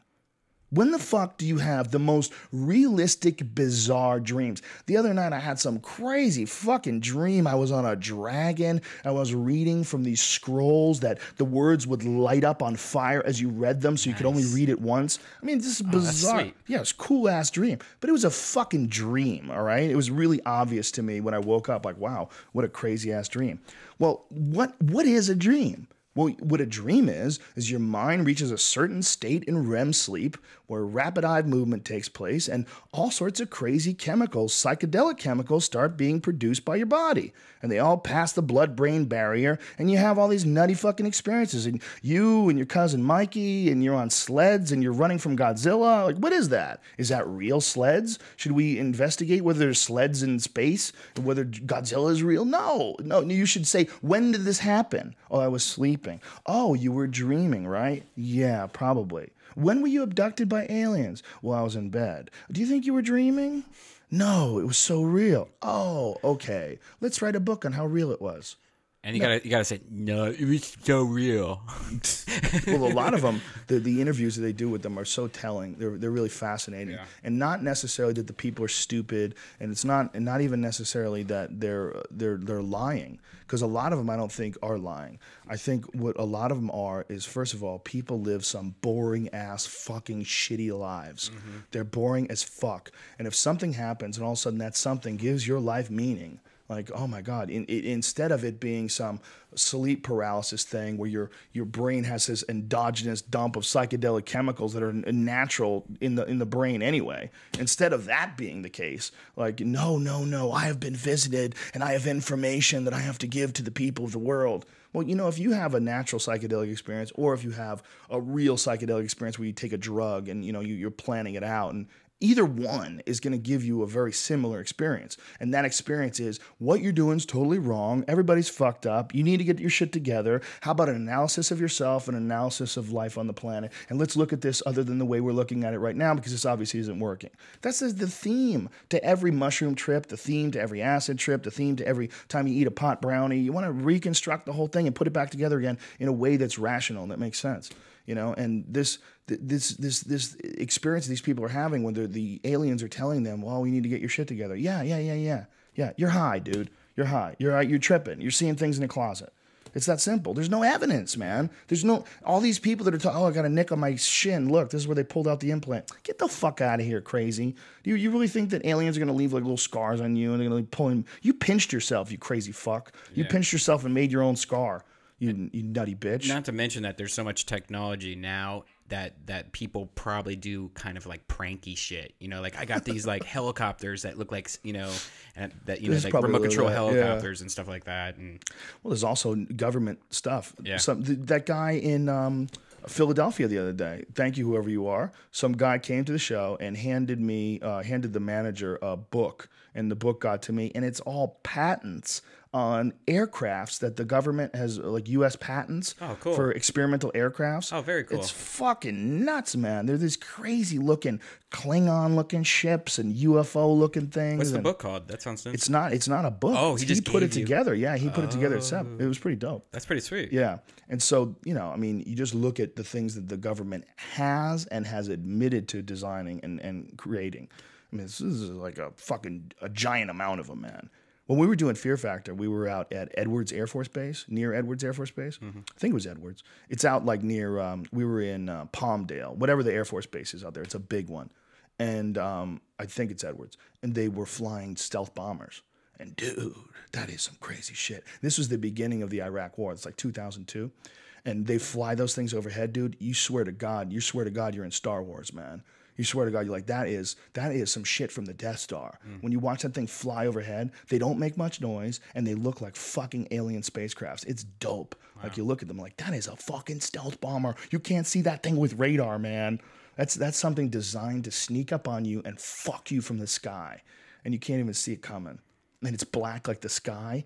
So like, you look up, you see just blackness, and it's black too. You're fucked. Yeah. You're fucked. Shit's badass. Yeah, it's it's all designed for killing people. Who do you want on the podcast in the future? What is your dream people to get on? I know, isn't Adam Carolla coming? Yeah, Adam's coming next week. He's going to be here on the 26th. Adam Carolla will be there. So what is that? 7 days from today? Yeah, something like that. Yeah. Adam's going to be on. You know what, man? My dream has already been not just reached but surpassed. When we first started doing this, when you and I first started doing this in episode 1, we were just fucking around, man. We were just sitting in front of the computer, and we just thought it'd be fun to have like some little kind of silly show that we would do for like people that were on the message board. That's mostly what it was, and people on Twitter. But now it's become like a radio show. Now it's become this way to tell people about shows that we never had before. It used to be you would go on a radio show and, you would hope that some of the people listening were your fans, or hope that you could say something funny enough to convince them. On the radio, it's in the morning, you're fucking half awake. It's random people listening. It's random people listening, and who knows if you're even going to jive with the DJs. Like, there's a radio station in Houston that apparently is still mad at me for being on their radio show back in, I guess it was like Fear Factor days, like 2002 or 2003, and they apparently still talk shit about me. About what? They had me on, and I remember they wanted me, and I was probably tired, and if I came off rude, I didn't mean to, but they wanted me to eat some stuff. First of all, they wanted me to eat some big hamburger they had, and I'm like, no, thank you. Like, I watch what I eat. And also, in the morning, I have hypothyroidism, so I take a thyroid medication, and when I take it, I can't eat anything for like an hour. And so I was on this radio show, and they're trying to get me to eat this stupid thing that they made in an easy bake oven. Oh, I was there. I actually filmed that. Did you? Yeah, those people are mad at me. Are you serious? They still talk shit about me, like I'm the worst person they've ever had on their show. Are you fucking And I didn't serious? even know that. I didn't even know they had an issue until I left, and apparently they were talking about me when I wasn't there. When I was there, they were nice as pie to me, but then when I left, they started talking like, "What? The guy was so rude." They had a gag, and I wasn't into their gag, and I didn't go with it. It was stupid shit. It is stupid, and you know what? They're not comedians, man, and maybe they're not on my vibe, not on my frequency. They're on their own frequency, and they thought it'd be fun. They thought it'd be cool if I played along, but I didn't want to eat their thing, and they didn't adjust. Yeah. They didn't adjust, so then I'm like, why the fuck am I doing this? Yeah. And then it's like, look, when you do radio stations, there's a lot of different kind of radio DJs. Some of them are really cool and easy to do their shows, and other ones, they want more attention than you, and they're a little squirrely, and they don't like the fact that you're on TV and they're on the radio, and they get to be cunty. They get to be weird, and they're looking for something to be wrong with you. So if you're coming from some fucking television show and you won't eat their stupid easy bake oven thing, you become an asshole. Instead of, if that was me and I had a guest on, I'm like, come on, eat the easy bake oven, and he won't do it. Oh, I'd be like, what kind of an idiot am I? Yeah. I'm getting this guy to eat something. This is all I've planned for this fucking thing. Right. I could be asking him a million interesting questions. Like, we could be talking about all kinds of crazy stuff. But instead, I'm pissed that he won't eat my fucking tuna casserole out of a fucking easy bake oven. So these people apparently are still upset at me. Oh, God. Well, used to have to deal with those kind of people in the past. Now I don't have. That doesn't mean anything anymore. Yeah. Every show that I do now, I do nothing for. No press. Yeah. I mean, I did Preston and Steve. I called up for Philly, but it was after the shows were already sold out. But I did it because I like them, because they're cool guys. But like, when we do these shows now, we have our own radio station. We have our own ability to promote the shows, and probably more listeners than ever compared to that radio station that hates you. Yeah. Well, that, and it's all 100% your fans. Yeah. Those are, I hate that word. All 100% people who appreciate your work. Right. So they already are enjoying what you do. They already enjoy your podcast. They're already there for you. They like you, and so they want to come to the shows. And as opposed to, doing a radio show and trying to get people out there to listen and like you. And that's why people like those people, these mediocre folks in Houston, that's why they have like this. That's why they have power. Their only power was that they're the ones who get to talk on this radio show. Meanwhile, they're not even. They have no talent. There's nothing going on there. They're just talking people. They're just dum-dums that are, and then they play music. They sort of hijack your attention span for a few minutes while you wait for the next cool song to start playing. And they're just sitting there reading your Wikipedia page most of the time. So, Joe Rogan, I heard that you... That wouldn't even be a problem for me. It's just I don't know why they're still upset at me, because apparently this is some recent interview. Oh, really? I didn't even know about it. I don't even know who they are. I don't even know what station it is. Wow. I don't care. But it was Houston? It's there. Look, if it's all these years and you're still upset that I wouldn't eat your thing, that's on you. That's on you, 100%. I didn't do anything to you. I didn't break your window. I didn't light your bathroom on fire. You know, if I just didn't eat your thing, that's on you. The whole world is filled with different kinds of people, man. And if you try to make everybody happy, you will fucking go crazy. I know when I've been a douchebag in my past. I know when I've done things where I could have made this go smoother. I could have just, this isn't one of those things. This is just stupidity. And I didn't want to deal with stupidity. You're going to Texas soon, aren't you? Like August or something like that? Yeah. Are you going to go back to? Yeah, I'm going to Houston in, I think, August. August? Oh, can't wait. That'll be fun. Yeah, I'm doing September again in Austin, too. Oh, really? Yeah. That's always a good time. Yeah, and plus now it looks like I'm recording the special in June. So if that happens, then I'll have to have all new shit by the time September rolls around. So I got a lot of work to do. Right. That's exciting, man. I've been writing a lot lately, man, because I'm trying to finish this book. I've been writing like crazy, man. Writing is so fucking satisfying. It might be one of my favorite things to do. I love the idea that you just sit in front of that computer and these ideas just start dancing in your head. They start dancing, you know, they start arranging themselves on paper. And then sometimes, like when an idea will come out and then another idea will follow it, and I'll like step back and look at it. I'm like, wow, it's this crazy thing that just like happened through me, you know, this crazy idea that, you know, just happened through me. And then it all like puts itself onto paper. And then the next thing you know, there's 100 pages. Next thing you know, there's 200 pages. It's like, wow, it's such a fascinating process, man. The creative process of actually sitting down and writing. It's amazing, man. I tried last night. I was going to write just for a little, like an hour and then get in the tank. But sometimes every now and then you tap into a vein and you got to stay there. You can't go anywhere, you know. And I just had one idea that I needed to write down before I went into the tank. And as I was writing that idea down, something about writing, like say if you're thinking about a word, like if you're writing the word experience, it takes longer to write that word than it is to think of the concept of experience. So it allows you to deeply consider everything that you're saying. And then oftentimes, like when you're writing, I can seem so much smarter writing than I ever could just talking. You think? Yeah, I mean, you definitely. Talk like, I mean, you talk very like smart. Yeah, but I'm way smarter writing than I am talking.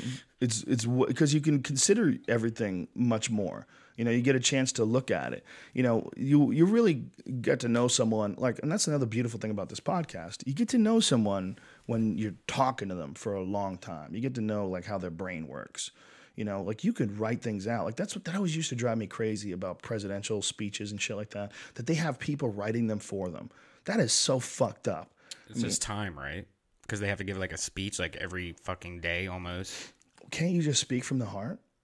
Yeah, but there's probably things they have to just touch on. They're probably not like writers like this is what you have to say. It's more like taking your ideas and making it in a speech form. Because I mean, they literally have to do like probably 2 or 3 speeches a day. If you looked at Obama's like, really, does he do 2 or 3 a day? Yeah, they're always going to colleges or talking here with representatives. You know, they're always doing speeches. If you looked at his schedule, like there was that one time where they followed him around for a week. I forget what program did it, and it was just like his schedule was pretty much from when he wake up.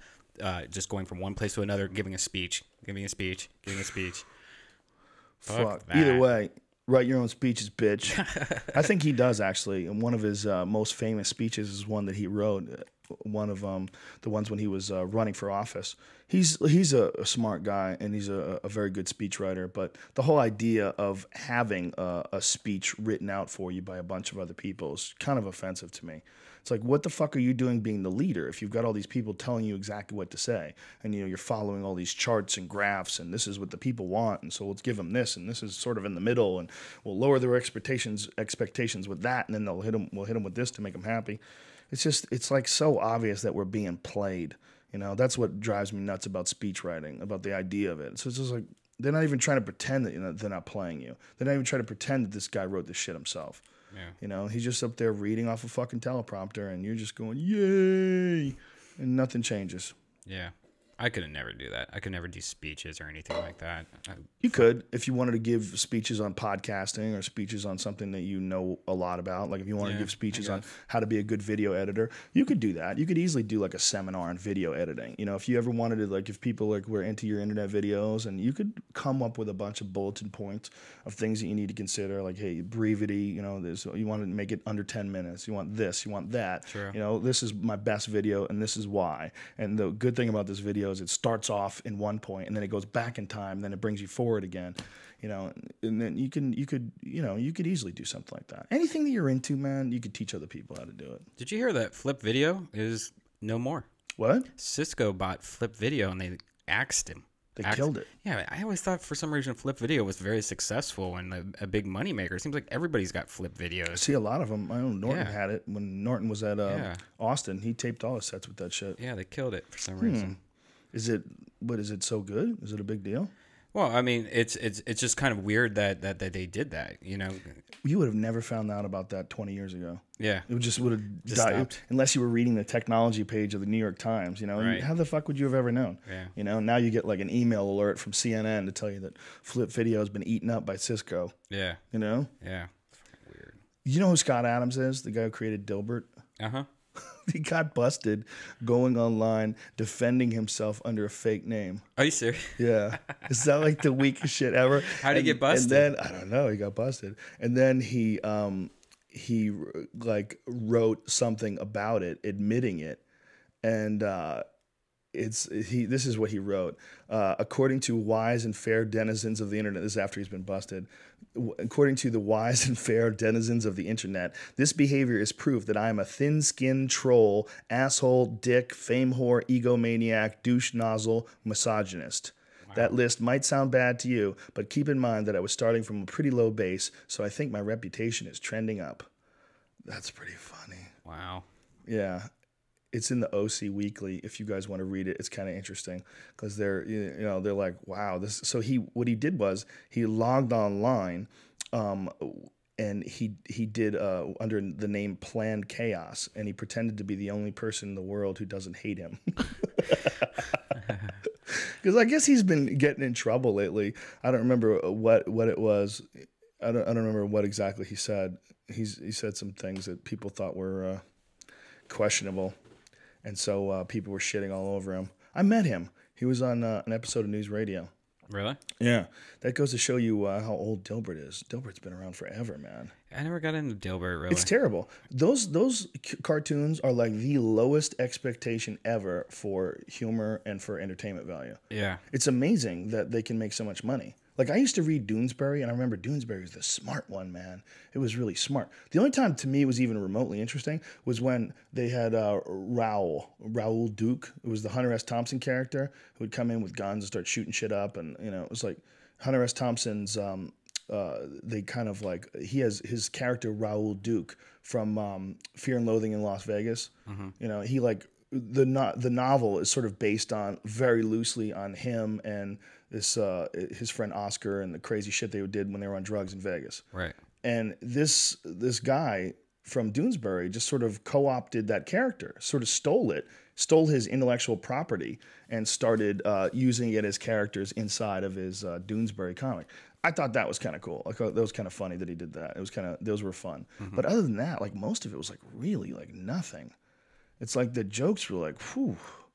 Like, you ever read like Marmaduke or something like that? Or Beetle Bailey? How is that shit still even impossible? Is Beetle Bailey still around? Yeah, I think so. I don't know. I don't fucking know. Who would cry if the cartoon section? I remember when I was a kid, though, I used to like the cartoon section. I used to like Far Side. That was fucking brilliant was shit. It? And then they just kind of went away. When I was a Garfield guy growing up, obviously. So Garfield and Far Side were my two. Calvin and Hobbes, pretty. So you do like cartoons? I do. I mean, but then you get those ones like whatever that fucking Kathy or Ziggy. Oh yeah. Fucking. There's some that don't make any sense, and you have to wonder how those people keep their jobs. Is it like some sort of a government job where you can't get fired? Yeah, or that Prince Valiant or whatever that one that was like. Remember that one? What was that one where it's like all medieval knights and shit? Yeah. I always tried to get into that one, but I could never fucking do it. Oh, they're the worst, man. Yeah, they're the worst. Is there anything worse than fucking stupid cartoons?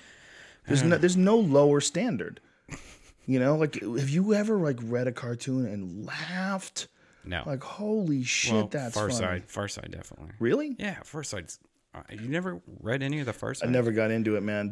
I think like stand-up comics, some cartoons are so bad they like turn you off to other cartoons. Wow. Like I've talked to people that have been to like shitty comedy shows, like, I'm not really into live comedy. Right. Like, well, you're not into live comedy. Okay, what are you talking about? Have you ever gone to see Louis C.K.? Okay, go see Louis C.K. and then tell me if you're into live comedy. Because you might not be into some douchebags at the Chuckle Hut, Right. that are telling nonsense jokes. But go to see Chris Rock. Go to see, Dave Chappelle. Go to see a real comic. You're going to love comedy, man. Don't get crazy. You go see Joey Diaz, and if you don't laugh, you don't have a fucking pulse. All right? There's something wrong with you. You're not enjoying that? Joey destroyed all weekend in Philadelphia. He's so fun to have around, man. No one makes me laugh more than that guy. He's so fucking fun to have around. But as we were saying before, he gets wired. He gets angry at you. Yeah. I'm just reading these facts that were on dig.com today, facts about masturbation. And that's going through that male kangaroos have been known to give themselves blowjobs, and female porcupines have been witnessed using wooden sticks as dildos. What? Can you imagine watching an animal Wooden jack off? sticks? Dinosaurs have dicks, right? Right? Yeah, I was. Can you imagine how big that dick is? And then, like, if a dinosaur fucking cummed, like, how much cum that would be? If a dinosaur cummed, how are you 12, bro? No, I was just thinking that the other day. If a dinosaur cummed, thinking of dinosaur dicks. how big would the load be if a dinosaur cummed? Yeah. And here's another fact. 30% of suicides by males age of 12 through 20 are attributed to autoerotic asphyxiation. No, what is that on Wikipedia, man? I don't know. Here's a flashlight. Autoerotic asphyxiation. Yeah, from 12 to 20. That's silly. That's insane. Here's a fucking interesting statistic that's real. 70% of all pornography gets watched during 9 to 5 hours. Really? Yep. 12% of a porno film is watched at a hotel room on average. Only 12. That makes sense. But 70% being during the internet or downloaded from the internet while you're at work, 9 to 5. Yeah, totally. How many people are watching this podcast or listening to this podcast at work? While a lot. How many people are masturbating while listening to this Two. podcast? 2 people right now, and only one's hard. One of them is crying, struggling, trying to make shit happen. There's too much porn, I think, at this point. It's almost like it's too easy to beat off. It's all out there. It's almost like unavoidable. Like, it used to be hard as hell to get some pornography. When I was a kid, like we were talking about earlier, like about magazines, man. That was what you got, magazines, man. You had to go to a liquor store and ask for the back shelf. And nowadays, man, it's so fucking easy to get pornography. Nowadays, you could just specialize on one particular type of pornography. Yeah. You could be like a weirdo foot guy. You only want foot jobs, girls jacking guys off with their feet. And you could fucking stack monitors to the top of your room like a movie screen, 50 feet high. And every one of them has got a different video of a girl jerking a guy off with their feet. Wow. And you would die of old age before you watched all of them. There's this shit that I was reading about where guys who go to graveyards after they bury somebody like recently, like they like the next day after they bury somebody, and they dig them up and fuck them. Oh God! Like they check the obituaries and find like a young teen, Oh, where was this happening? It was on the internet. I read it. I've heard of people doing it there was an old Kinnison bit. People doing it in a mortician's office, in the mortuary. Remember that bit? I could see that happening. Dude, that bit is what got me into Kinnison. Really? I've told this story before, but in the interest of brevity, a girl that I was working with did the bit for me because she was telling me how funny he was. And she was lying on her stomach in the parking lot going, oh, you mean life keeps fucking you in the ass even after you're dead? It never ends. And I remember thinking, like, wow, what is this guy like? This guy must be the funniest guy ever. And then I got a hold of his HBO special, and I got a chance to see it. That was probably the one moment when I was 19 years old with that girl on her stomach in the parking lot telling me that joke. That was one of the one moments one of the few moments in my life where a spark went off in my head, like, wow, maybe I should do that. Maybe I should be a fucking comedian. You know, when I was 19, I had no idea what the hell was going to happen in my future. I didn't know what I was going to do. But I was already starting to think, like, maybe, you know, maybe I have to find something. You know, maybe it's not martial arts. I have to find, like, something else to do. Like, maybe it was this. This fucking guy's on his stomach, you know, pretending to get fucked in the ass. Like, well, there was nothing like that back then, man. But I think his joke was based on a true story. It was in L.A. Some people got arrested for paying the morticians to spend a few hours undisturbed with the freshest male corpses. Oh, God. Oh, God, yeah.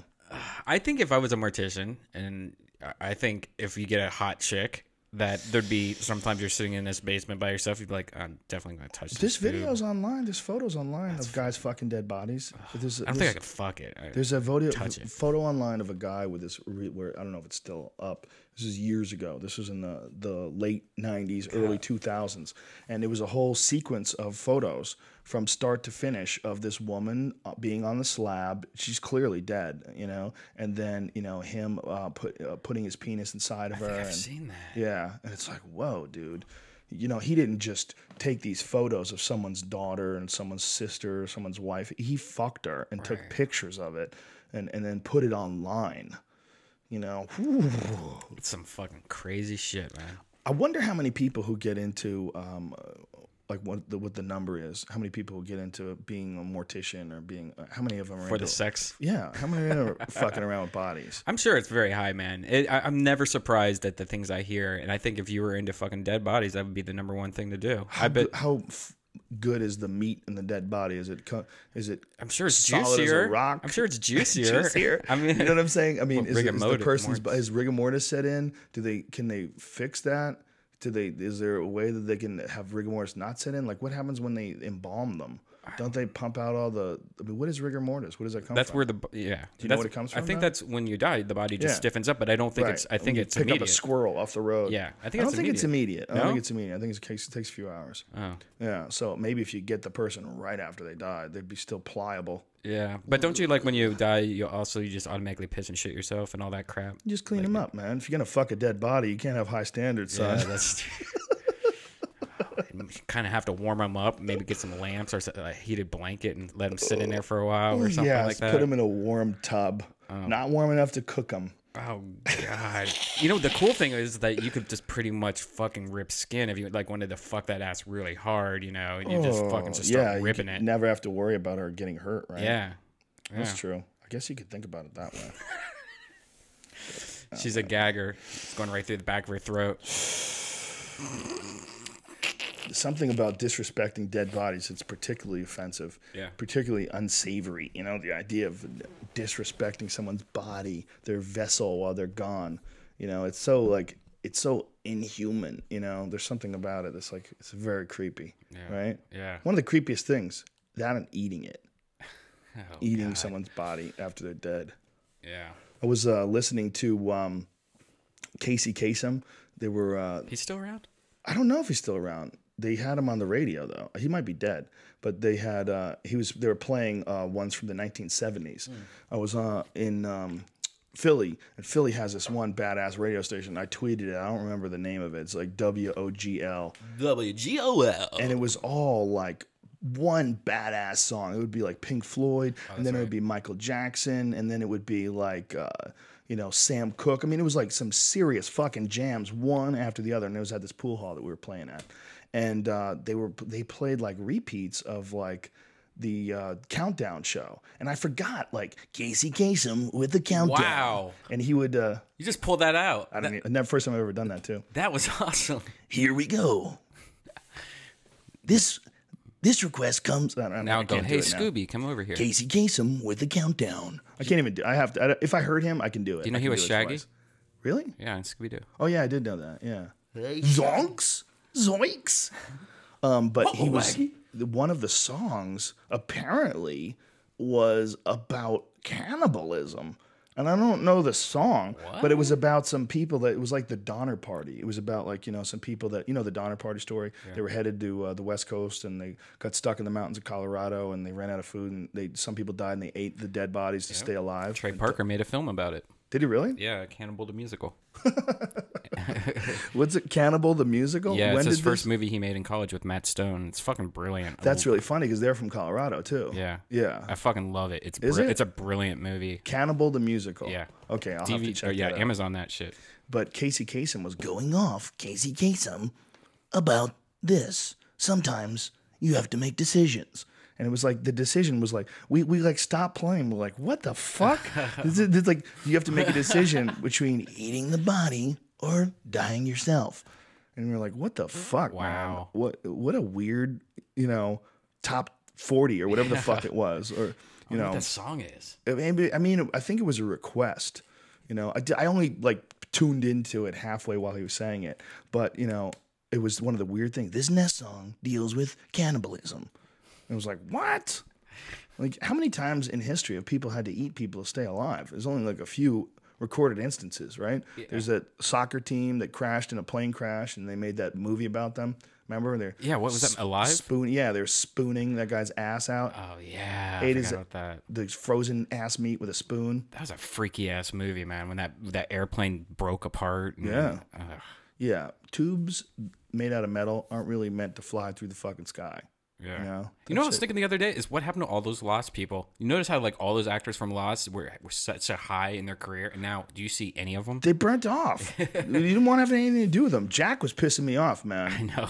After a while, man, he really annoyed the shit out of me, man. He drove me nuts. He was so phoning it in at the end when they were all standing around that tub and someone comes back to life. I'm like, this motherfucker is just phoning it in, man. That is ridiculous. So mad about that. Yeah, he drove me nuts because he wasn't appreciating his fucking his part. He started off that series as a winner. Jack was the fucking hero. He was the man. He was the doctor. He was handsome. All the girls loved him. And by the end, he was a junkie and a loser. And what they did was, I guarantee you that guy's annoying.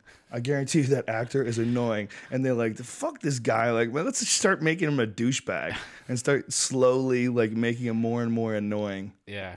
Fuck yeah, they must have done that. Because if he was so cool, everybody else sort of like kept their thing or became more cool as the show went on.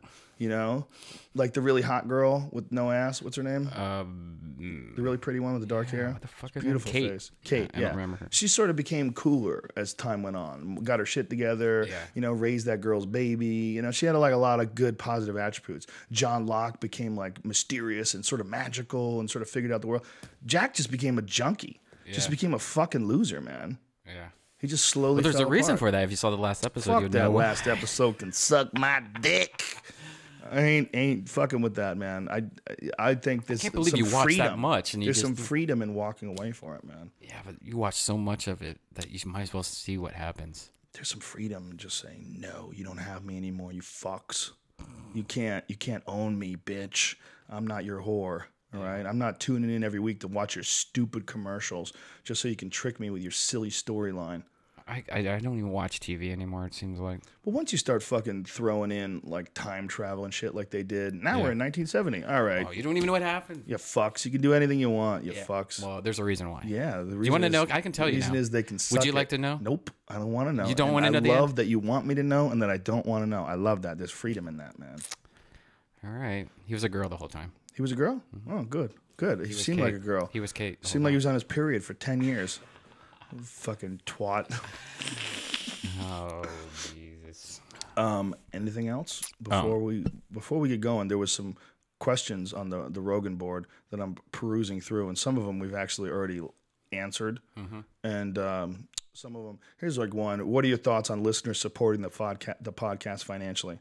It's not necessary. The podcast, as I said, is a great method for me to promote shows and promote all the other stuff that we do. And we get sponsorships. The more you guys listen, the more we get sponsors. I mean, we just have this fleshlight right now, but that's mostly because we're going to be moving to Sirius very soon. Both, obviously. We will still be live and free on the internet. It'll still be on iTunes for free. It'll still be available for download on the website for free. But it'll also be on Sirius satellite radio, just so more people can listen to it and just you know, I like Sirius. I have it in my car. It's an awesome service, and I think it's just another avenue for us to get heard. And you know, we're not even getting paid for it. The same thing as like Stitcher and all that. I'm for all of those things. And the more of these things that we do, the more it like I've never had this many people come to my shows. I've never had. I mean, it's obvious that this is a good thing. You know, it's obvious that there's a benefit for me in that and the promotional aspect of it, and there's a benefit in people that they get this free entertainment, man. And it's a benefit for us too. You know, over the course of the year or so that we've been doing this, one of the coolest things that it really made me appreciate, I was bummed out when I had to come back here from Colorado. You know, I have this idea of raising my kids in a place where it's a little more calm. There's less people. There's less of the pressures of Hollywood. There's sort of the bullshit materialism of this area, this part of the country. It's a silly part of the country. There's a lot of cool people here, but it's also a very silly part of the country. So I was bummed out, man, when the dog got eaten by the mountain lion and when Mrs. Rogan got pregnant, we had to come back. I mean, to me, I was like, fuck, I was gone. I made it out of this place. I had escaped, and now I'm back again. But what really like made me appreciate this place was this podcast and was having all these cool people come over all the time. Having Ari over, having Eddie over, having Joey over, having Bert Kreischer and Russell Peters and Tom Green. I'm like, you know, I sit back and I go, God, this is so much fucking fun. You know, somehow or another, we have like a real legit national radio show. And not even national, man, worldwide. Yeah. Because we had a fuckload of podcast fans in Australia. Mm-hmm. That's on the other side of the fucking planet. And when I asked them about the podcast, they went nuts. So it's a worldwide sort of a thing, man. And you know, who the fuck knew when we did this that it would be what it is now? Who knew that every week would be in the the top 5 of iTunes? Who the fuck? We had no idea. No idea. It was completely by chance. And slowly along the line, it's morphed, and slowly along the line, it's evolved, and slowly along the line, it's become, you know, like something. It is itself now. You know what I mean? Like now, we don't think about how to do it. Like we came over here, like Brian came over here today, and we didn't even have to talk about. When we talked about just normal shit like we always do. But this is our 100th episode, man. It's a big deal. Mm-hmm. But we're like, but we should do it. We were like, well, we should do it together. Yeah, let's just do you and me for the 100th. And then that was all the thing we had to talk about. It's like it is its own thing. You know, it's got its own life to it now. And all the people that send me emails, man, and all the Twitter messages and all the people that I meet in the comedy clubs, I appreciate the fuck out of that. I think it is one of my biggest accomplishments in my career is this podcast and that message board and both of those things, and that the whole internet group of bringing all these cool people together. And the positive energy that I get from all these people at shows and the positive reactions that I get, so many people coming up to me and telling me that this podcast helps them think differently. It changes the way they look at life. It changes the way they view their friends, changes the way they view how they interact with other people. You know, I couldn't be happier, man. I couldn't be happier that we did this. And this wouldn't have happened if I didn't give in and come back from Colorado. Mm-hmm. If I decided to stay in Colorado, we would have never have done this. You know? What about the idea of getting like a female sidekick? A female sidekick. A hole? Robin Quivers. Mrs. Rogan's not really down with that. Yeah. Oh, did you hear that? He slurped his coffee again, that fuck. Spilled it all over your car. Yeah, if you hear slurping, man, that's me. Blame me. Yeah, you know, Adam Carolla had a really funny girl on his show. He had Teresa Strasser for a while, and she was really funny. And now he's got this new chick. And a lot of people on the Rogan board didn't like her, but I thought she was funny, man. Well, she made me laugh. The crazy thing about that is he auditioned a few girls. Like little Esther went there. Oh, that's how this girl got it? Yeah, and I guess. But what's crazy is like if you go to his website and look at all the comments per episode, every single one of the girls that he did, like all hate. Like his audience hates so bad that girl on any girl that's on his show. I feel so bad. Or Brody Stevens. So the girls and Brody. Who is the new girl? I think her name's like is it Jessie or something like that? I don't know. I'm looking for it. I'm gonna look it right now because I feel rude that we're talking about her. I'm not bringing her name up. Yeah, that's gonna be cool to have Adam Carolla on. Yeah, he's gonna be on this next week, next Tuesday. Yeah. Yeah. And your formula that you've been working with on Onnit.com, ONNIT, I guess it's almost done. It's on its way. Yeah. I was reading did you read the case study? That's pretty interesting. Yeah, a lot of people look. I've been taking 5-HTP, and I've had some pretty powerful results. I feel like it makes sentences form easier. I feel like there's more circulation in my brain or something. I mean, I don't know what it is, but 5-HTP has given me a very tangible benefit. And there's some other stuff that I took that gave me some good benefits as well. But what Chris did with this nootropic formula, it's called like alpha brainwave nootropic formula, I was going to call it. What we did was take all of the best nootropics, which are nutrients for the brain, and condense them into I think it's like 2 pills.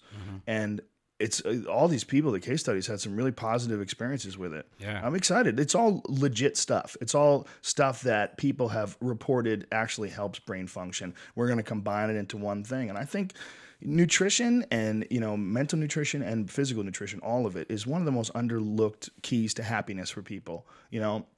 I mean, we have a friend that got on antidepressants, and this motherfucker eats Cheetos every night and never works out. And I was like, yo, dude, if you took care of that body, I guarantee you would feel a little bit better. I mean, I'm not saying you don't have an issue that maybe needs to be corrected chemically, because I'm not inside your head, but I know for a fact my own brain, if I didn't work out, I would not be nearly as happy. Yeah. I would have all this extra pent up shit, and you got to get that out, man. And you got to treat this fucking vehicle good. Give this vehicle vitamins, man. I drink fresh squeezed juices every morning. Every morning when I'm at home, I squeeze, I get ginger and raw garlic and carrots and celery, and I blend it all together, and you feel so fucking good. It's great. You're getting all those raw nutrients in your body. And your body, to people that I know, I have a lot of friends who are very, very smart, but they almost think that there's something vain and trivial and foolish about taking care of your body.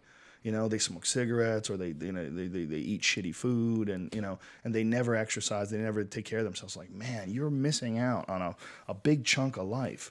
It's annoying. It's annoying to have to go to the gym. That's why it's good to learn a martial art, or it's good to pick up a sport or racquetball or something where you're forced to move around, where it's fun. It's part of the whole game. But find some way. Find some way to take care of your fucking body. Find some fucking way, man. Take some fucking vitamins, even if it's just multivitamins and fish oil. Even if it's just that will make a fucking difference. Yeah. And so many people don't, man. So many people just ride it out, and they just hope it all's going to fucking stay together. I switched my 5-HTP to Chris's brand, which is called Roll On or Roll Over. I can't remember which one it is. It's the blue bottle. Yeah. And it's great, too. It's 175 milligrams, I think it was. And Do you feel a difference after taking 5-HTP? I've been taking it for over a month, and that and the resveratrol, I think, are two of the best things I take. I mean, I take fish oil in a multivitamin every day, but I think those two are the things that I've noticed the biggest from. How much do you think cigarettes fuck with you? Oh, a lot. Definitely. Yeah. Yeah. Does it bother you, though, that you're doing that you're poisoning yourself with cigarettes? Because I've seen you before, dude. There's times that I've seen you when you're smoking a lot where you take on, like, you have a gray quality to your face.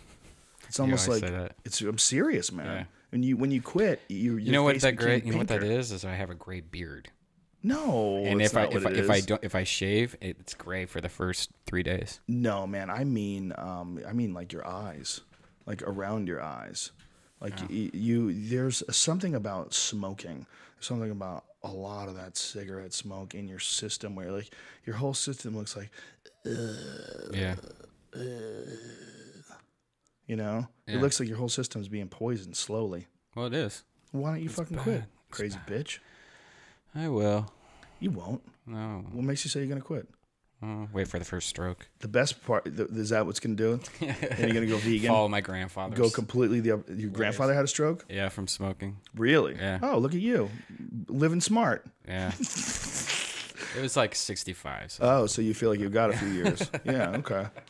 Well, isn't there like a point of no return, like where you've done so much damage that you can never heal yourself up? No, I mean, well, to a point, if you get cancer, obviously. But I mean, there's a chart. I think like after a year, you're pretty much back to normal. Your lung capacity and all that stuff. There's actually a thing where like if you quit the first week, the first day, first what month, keeps you from quitting? I mean, you've taken those nicotine patches. Can't you just jam those? Yeah, I mean, it's just doing it. I mean. seriously, smoking. See, I wish you could tell the addiction. I wish I part of could it. too, because Marin's complaining about it all the time. He's always on his Twitter talking always about there. putting nicotine patches on shit. It's always going to be there. Like that voice in the back of your head, even if you quit, is still there. Like, Joey's in denial. yeah, Joey likes to pretend he's not smoking. Yeah. You know me, dog. I don't need that shit.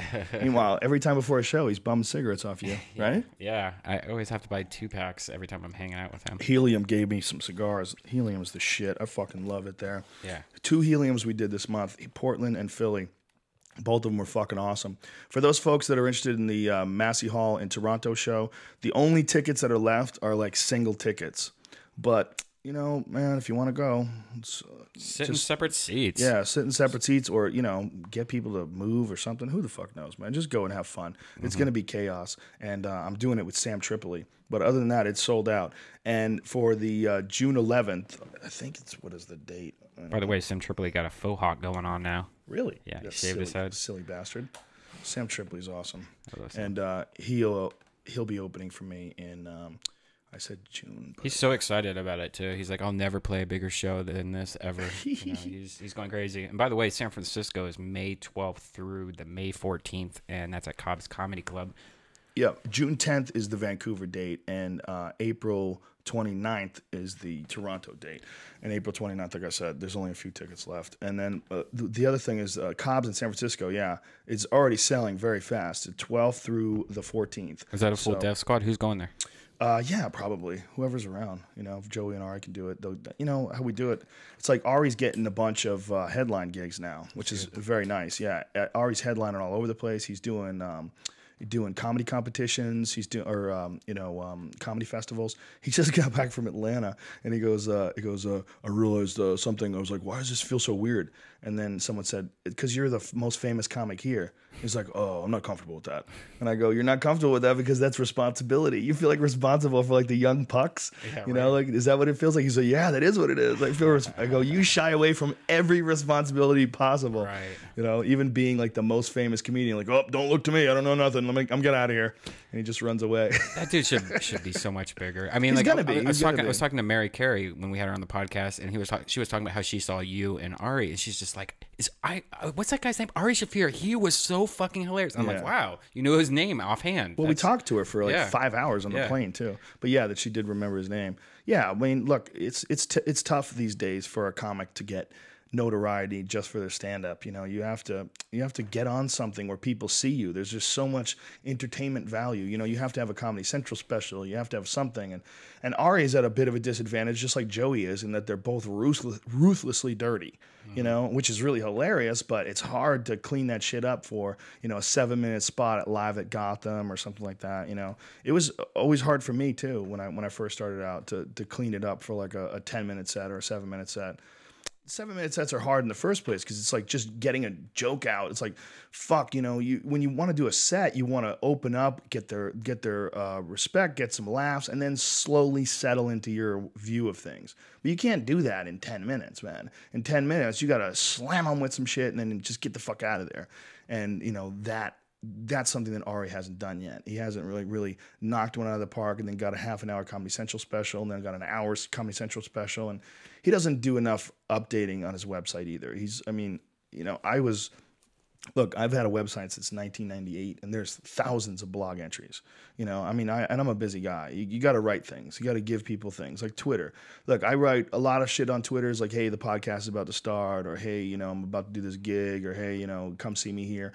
But a lot of the rest of it is just me writing things that I think are funny and interesting, or some link that somebody sent me that's interesting. I'm retweeting it, and I want it entertaining. You know, I want to make sure it's entertaining, and because it's a part of that whole system of promoting yourself, of getting yourself out there, or being able to work. And Ari hasn't really embraced that. You know, he embraced the Twitter bit a little bit. He writes funny tweets every now and then, but he needs to be like real proactive, like his website. It's not like he's got a wife and kids and a job and an excuse to not be doing all this stuff, you know? But at least he's doing his podcast on your Death Squad network. And it's the Skeptic Tank, if you're looking for it. That's what Ari calls it. And it's really good. And I've been on it. Mayhem Miller's been on it. Was Steve-O on his? No, that was on the Naughty Show. But yeah, Mayhem, they're under Death Squad, so just go on iTunes and subscribe to Death Squad. It has Ari Ari's. It has Sam Tripoli's podcast. Tom Segura, who was on yesterday. They're all grouped into one podcast. Yeah, and think about that, man. You would have never thought that you'd be doing something like that. Yeah. You know, I mean, how crazy is that? You know what's weird is the whole thing is that when I was in middle school, you had or something like that, high school, freshman in high school, you had a shadow of the day job where you picked what you wanted to be when you grew up, and you shadowed them for a day. Right. So I shadowed a radio station because I wanted to be a radio DJ, and I shadowed the morning zoo, WNCI 97.9. It was the day Buster Douglas won, and they had Buster Douglas on the radio station. I think I've talked about this before, but yeah, a long time ago. Yeah. So, but it was crazy because we actually when Buster Douglas knocked out Tyson. Yeah. We were actually in Columbus, Ohio, like when we did your DVD special, and we were on that radio show, and the guy was still working as a DJ, and I was like, you know what, you were the guy that when I was a kid that I hung out with this guy all day. He took me to breakfast, took me to lunch, and now look at this. It's like I'm an adult and you're still here. That's weird. I'm an adult, you're still here. That's weird. Yeah, no, it's interesting what podcasting has become. Mm-hmm. You know, Ariel Helwani and I did his podcast yesterday, and I did it through Skype, which is pretty badass. I did the video portion of it through Skype, and I just used the microphone and listened through the headsets, and I'm like, this is crazy, and we're doing it in real time, and it sounds awesome. Yeah, you know, it sounded really crystal clear. Sounded great. Yeah. Cool. You know, you can.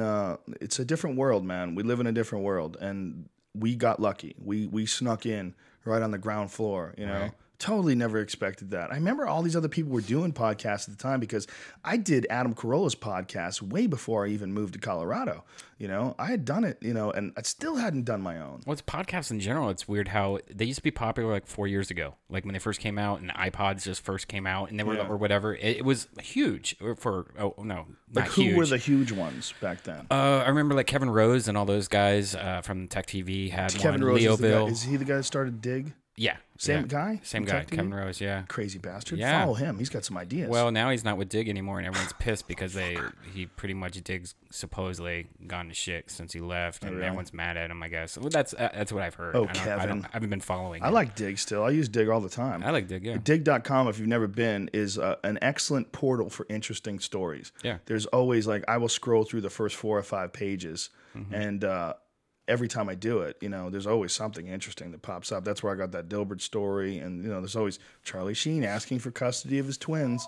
Yeah. Oh, that's the fucking perfect thing to happen right now. That's exactly. At the end of the podcast for this goddamn phone to ring because I never turn it off. Malibu. Malibu, PA. Malibu, please. Malibu, California. All right.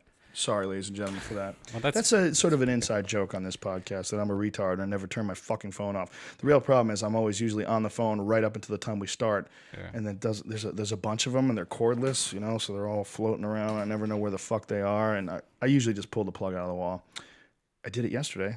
I actually plugged it back in right before the show today because I had to make a call. You don't give a fuck, and I wouldn't either. The point is, we've done this for 100 episodes now. Give me some knuckles. We've had a good time. Redban and I have, we've more than surpassed our expectations. I never had any going into it. I don't think you did either. No, never thought it would be like this. I thought this was actually going to last a month. I thought like you'd get sick of it in a month, and that's the craziest thing about that you still, you still do it. You know, I thought for sure. I'm pretty good at doing things once I get started. I'm pretty good at sticking to them.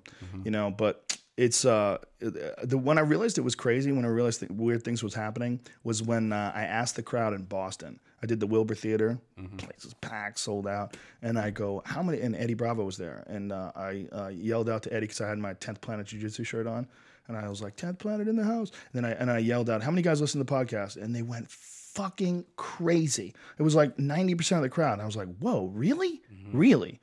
And then I realized that I'm like somewhere along the line, like maybe that's why these crowds have been cooler lately. Like over the last 6 months, the crowds have gotten noticeably cooler, and they were always cool. They were always cool. There was always a huge percentage of cool people, but there was always people that didn't know what I was up to, and they were just, you know, there something because to do. Of Fear Factor or UFC or whatever. Yeah, Jamie Kennedy wasn't in town, so they went to see me. Right. You know what I mean? It's like they don't know what they're doing; they're just wandering in there. Right. But now it's completely changed. Like in Philly, the whole crowd, it's all podcast fans because they find out about the show long before everybody else. That show was sold out a month before we were ever there. You know, I mean, that's never happened to me before. If the best case scenario scenario was like the last time I was in Philly, which was like a year ago. We sold it all out just before I got there. But this was sold out like way before that. You know, so it's and you added an extra show. You did more shows. yeah. Shut the fuck up. God damn it. Who is this again? Same thing. Hang up on them. I don't give a fuck about them. That's how I roll. All right, ladies and gentlemen, at that note, I apologize for the phone. This won't happen after episode 100. I'm gonna have that shit straightened out. I'm gonna fix it. We will be back next week. As we said, Adam Carolla is on Tuesday, and I think we're probably going to do one either Wednesday or Thursday. I don't know who. Duncan Trussell, right? Duncan Trussell's coming on next week, too, yeah. And Joey wants to come on next week, too. We should have Duncan and Joey. We haven't had those combo together for a while. That's a good combo. That's a good combo. Ladies and gentlemen, it's been an awesome 100 episodes. We have enjoyed the fuck out of it. We thank you very much, everybody that enjoyed it. We're so happy that you did, and I appreciate all the Twitters. I appreciate all the Facebook messages. I appreciate everything. Thank you very, very much. You guys are the coolest motherfuckers on the planet. Thank you to the Fleshlight for sponsoring the podcast. If you go to joerogan.net, there's a Fleshlight link on the right-hand side. If you click it and enter in the code name Rogan, you would get 15% off the #1 sex toy for men, and you can shoot loads, and it feels awesome. All right, that's it, folks. Thank you very much. We'll see you soon. Love you, bitches. See you guys.